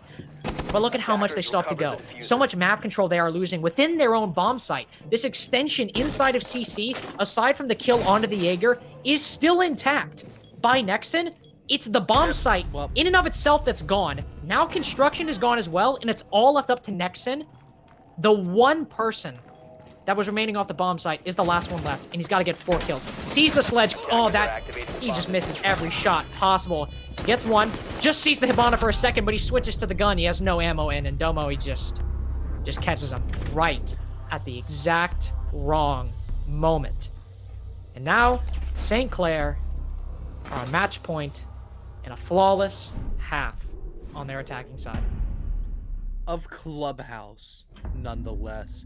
UTSA is just crumbling, and it's just, to a certain extent, I just want to say that St. Clair looks really good, but I don't necessarily know how much it is UTSA not feeling comfortable on their defenses, or it's just St. Clair stepping up to the bat and just hitting straight dingers. Why? Straight out of the park every single round. Beezy swings. A Habana on a rappel? Yeah. I feel like, I don't know what he did, but I just like to think that he prone peeked it. I don't know. I don't know about that one. I don't know, but also I just realized in my frustration, I hit my keyboard and I actually turned the clean feed to 1.5 times speed. That was pretty funny. That was pretty funny. But, you know, St. Clair has looked so good, and they are a single step away from confirming and punching their ticket deeper inside the playoffs.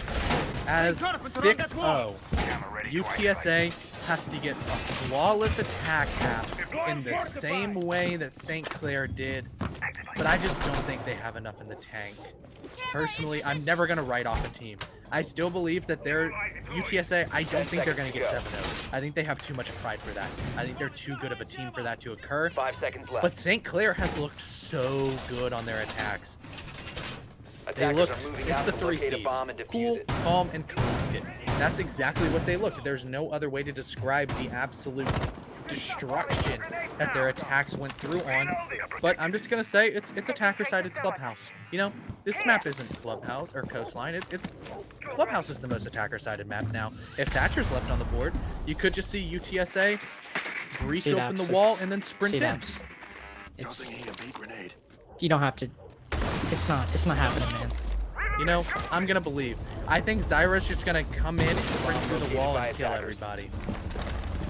I mean, you know what? That'd actually be very interesting. Let me rephrase. I'm not confident it's gonna happen. Obviously, they could come back 6 rounds, but I don't foresee Clubhouse being so attacker-sided that not a single defensive round is won in regulation. Just the odds in and of themselves do not favor that conclusion. I mean, the odds also didn't favor that it happening the first time, but the odds are so infinitesimally small for it to happen a second time. I'm just not buying it. The Wamai, his feet are spotted just a little bit. He's got them kicked up in the air. as you can see, and the Ace is just trying to find an angle on it, not able to successfully. And Rapid will continue to hold garage control for the time being. They managed to get Platwell open, but now they have to start focusing on that garage. Those are the two elements you need to make a CC attack work. Instead, they'll focus on construction for the moment. BZ will run into a mute jammer. It's the one more thing they have to clear. And just for the moment, UTSA, they're going to be stalling out. They have a little bit of time on their side, but it's beginning to run out. They spots the Maestro for just a second, gets taken off guard by the Hibana. He'll be put down to 50 HP, but he manages to retreat off. And even though he did take a little bit of damage, but there we go. BZ rotates back, catches Big Papa off the rotate. That's your C4 gone, or at least one of them. That's exactly what UTSA need to try and start bringing these rounds back and at least bring this first one home. Yeah, some drug work being denied at the hands of the Alda. 78 bullets still in there, but a lot more going into the hands or body of Domo Cookie Bear. It's a 5v3 situation. Players like Kira, JM Beast, and Rapid are the lonesome survivors, and the Maestro no more. Kira answering back onto Warp, but it's another refrag out of Zyra, and now it's all up to Rapid on his lonesome MP5 in hand, and it got dropped. No longer in a hand as Easy Money explodes into the lounge and will take out the Raptors player. And just like that, this is the beginning. I mean, if they pulled out some defenses like that, we wouldn't be in this situation. I mean, I don't know if they had flank drones, if that was just good time for BZ. Catching Big Papa on the rotate. Great start. And then at that point, it was just... I mean, we also had that gunfight with Domo, and I think his messages and chat speak for themselves as to what happened with that situation. I think it was a potato all around on both sides. So could have gone either way in that situation. Just managed to go in the favor of the attack. And at that point, just the defense gave up some easy kills. The Maestro peeked down red stairs, right into the crosshairs of two different attackers. Then same with Kira, and then it's a 1v5 that Rapid finds himself in on the Wamai, and odds are you just aren't going to win that. So it was more UTSA just getting some gunfights that went their way, getting in some very good situations and timing also going their way, rather than their actual play. Not to say that was bad, they opened flat wall, but that was really about the only real key for a clubhouse attack that they managed to get. But maybe in these 5 more rounds, if St. Clair continue to be overconfident, they might be able to pick up a few more. But with how St. Clair have been playing, I have confidence that they're not going to just give up those kills. They're not just going to give up every single engagement for 5 more rounds. To a certain point, and at a certain point, I should say, UTSA, their play needs to actually be the more dominant thing in a round than just the individual skill of each player if they actually want to somehow make this monumental comeback. You know, the comeback is going to continue because unless St. Clair is able to break the curse of the basement, that's true. You know, point. They made the mistake going downstairs. They don't have the O2 levels are low in the basement. Yeah. And oxygen deficiency messes with their brain. Exactly. You know, it's just one of those really tough to swallow situations coming out for St. Clair because you can't play with your food, because if a team starts getting a little bit of momentum, every single round that you lose is going to be even more difficult to win as they continue, because once UTSA sees the light at the end of the tunnel, they're going to continue going in, and we're just going to witness Domo Cookie Bear practicing. Is he okay? Like, is he... I don't know. Do we have somebody at his home that can check on him? Can we get like a wellness check? I think he was freaking out. Domo Cookie Bear. What a name. What a man. 5-1. His aim got messed up last round, so he's just practicing this time to make sure it doesn't happen again. Just you know, you always gotta respect it when they're just trying to take the downtime, practice their, you know, can't get aim lab open in the middle of a match, so you'll just flick back and forth on an ADS to try and compensate for that. I mean, not much. Your Moss file just having screenshots of aim labs in the middle of the map. That'd be kind of funny. I'd like to read that one. I mean, not much is happening so far. The impact trick fails once again, but this time it's St. Clair trying to make it come out. So there goes Kitchen Hatch. But aside from that, not much has really happened. Nobody's contesting blue. We have nobody on secret at the moment. And it's a turtle strat. You really defend Clubhouse Basement one of two ways. Either you do an extension all over the map, or everyone plays inside of that very bottom floor, whether it's inside of blue or inside of the main 2 bomb sites. It is an interesting shield. I actually have not seen a shield be placed there. And I'm not entirely sure about it because you're kind of trapped in that corner. And if somebody comes down blue and either if, say, the Jaeger's asleep at the wheel or he gets taken out, I mean, you're basically free low at that point. But they're pushing down main stairs, so they're not even going that way. First, the EMP will rain out and allow the Selmas to breach away the church wall, offering a nice pathway into sight, as Warp is going to get shot in the back from JMB swinging the breach. However, he flew a little bit too close to the sun, as Nexon will put him 6 feet under, even 4-4 man count, with about 40 seconds left on the clock. UTSA has a lot of work to do. Big Papa still inside of sight. There's 4 more players that they have to fight through. Make that 3 as Nexon takes down Big Papa.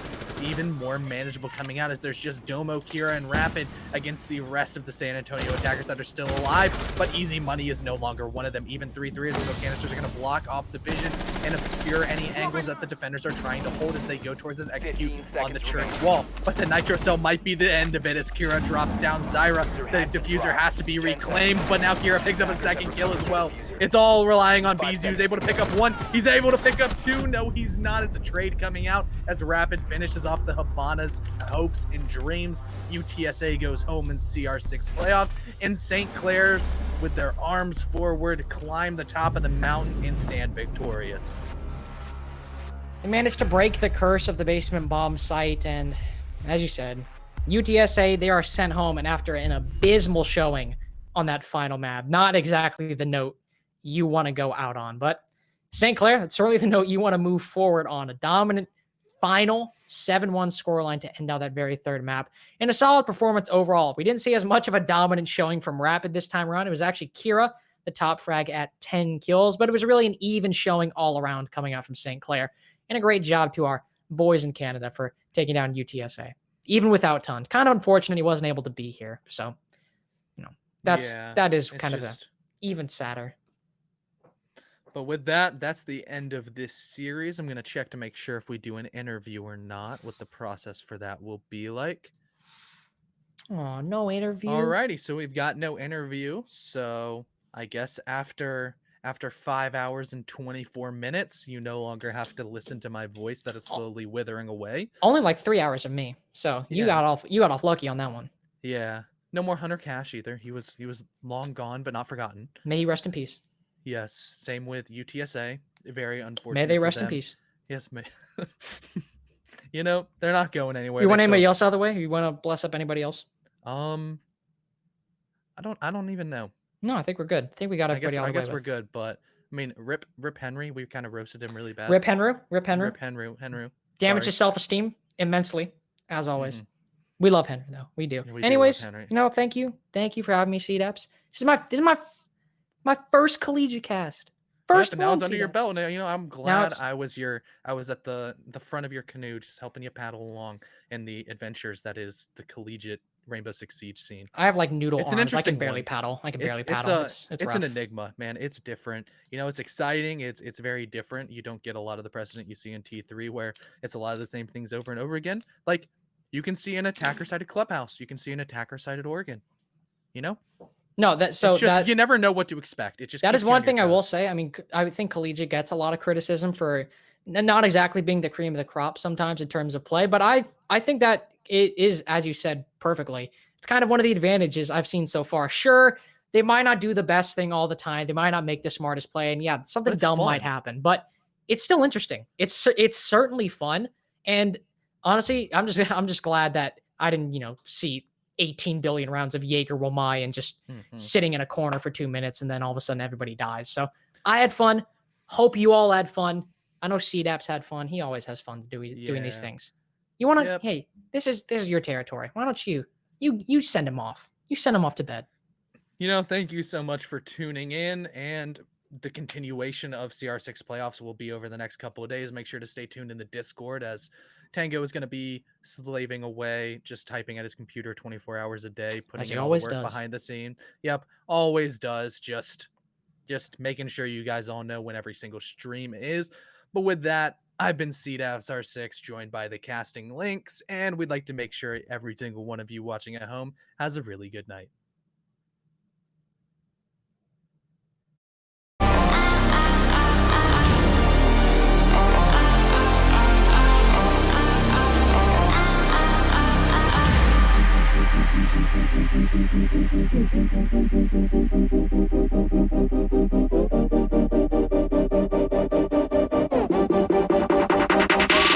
Listen.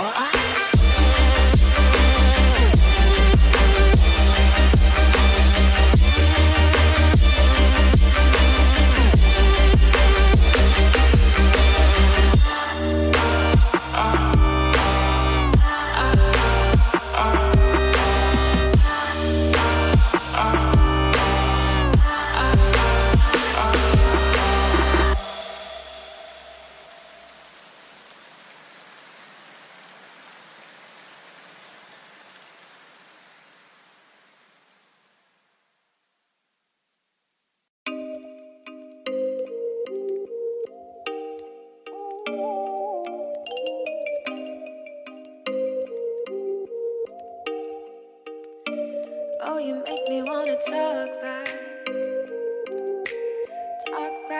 to you. Say it like that. If I hate you, then find someone new. Baby, but you know I never will. No, so I choke you down just like a pill.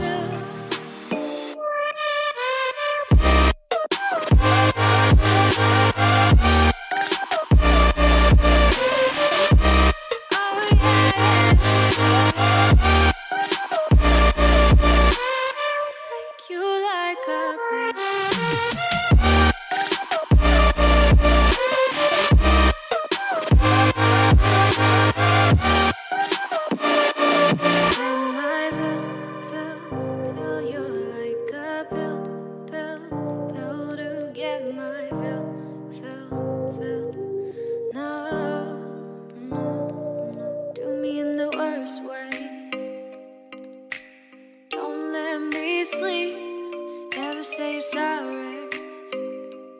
Oh, maybe I'll leave. Baby, but you know I never will. No, so I choke you down just like a pill.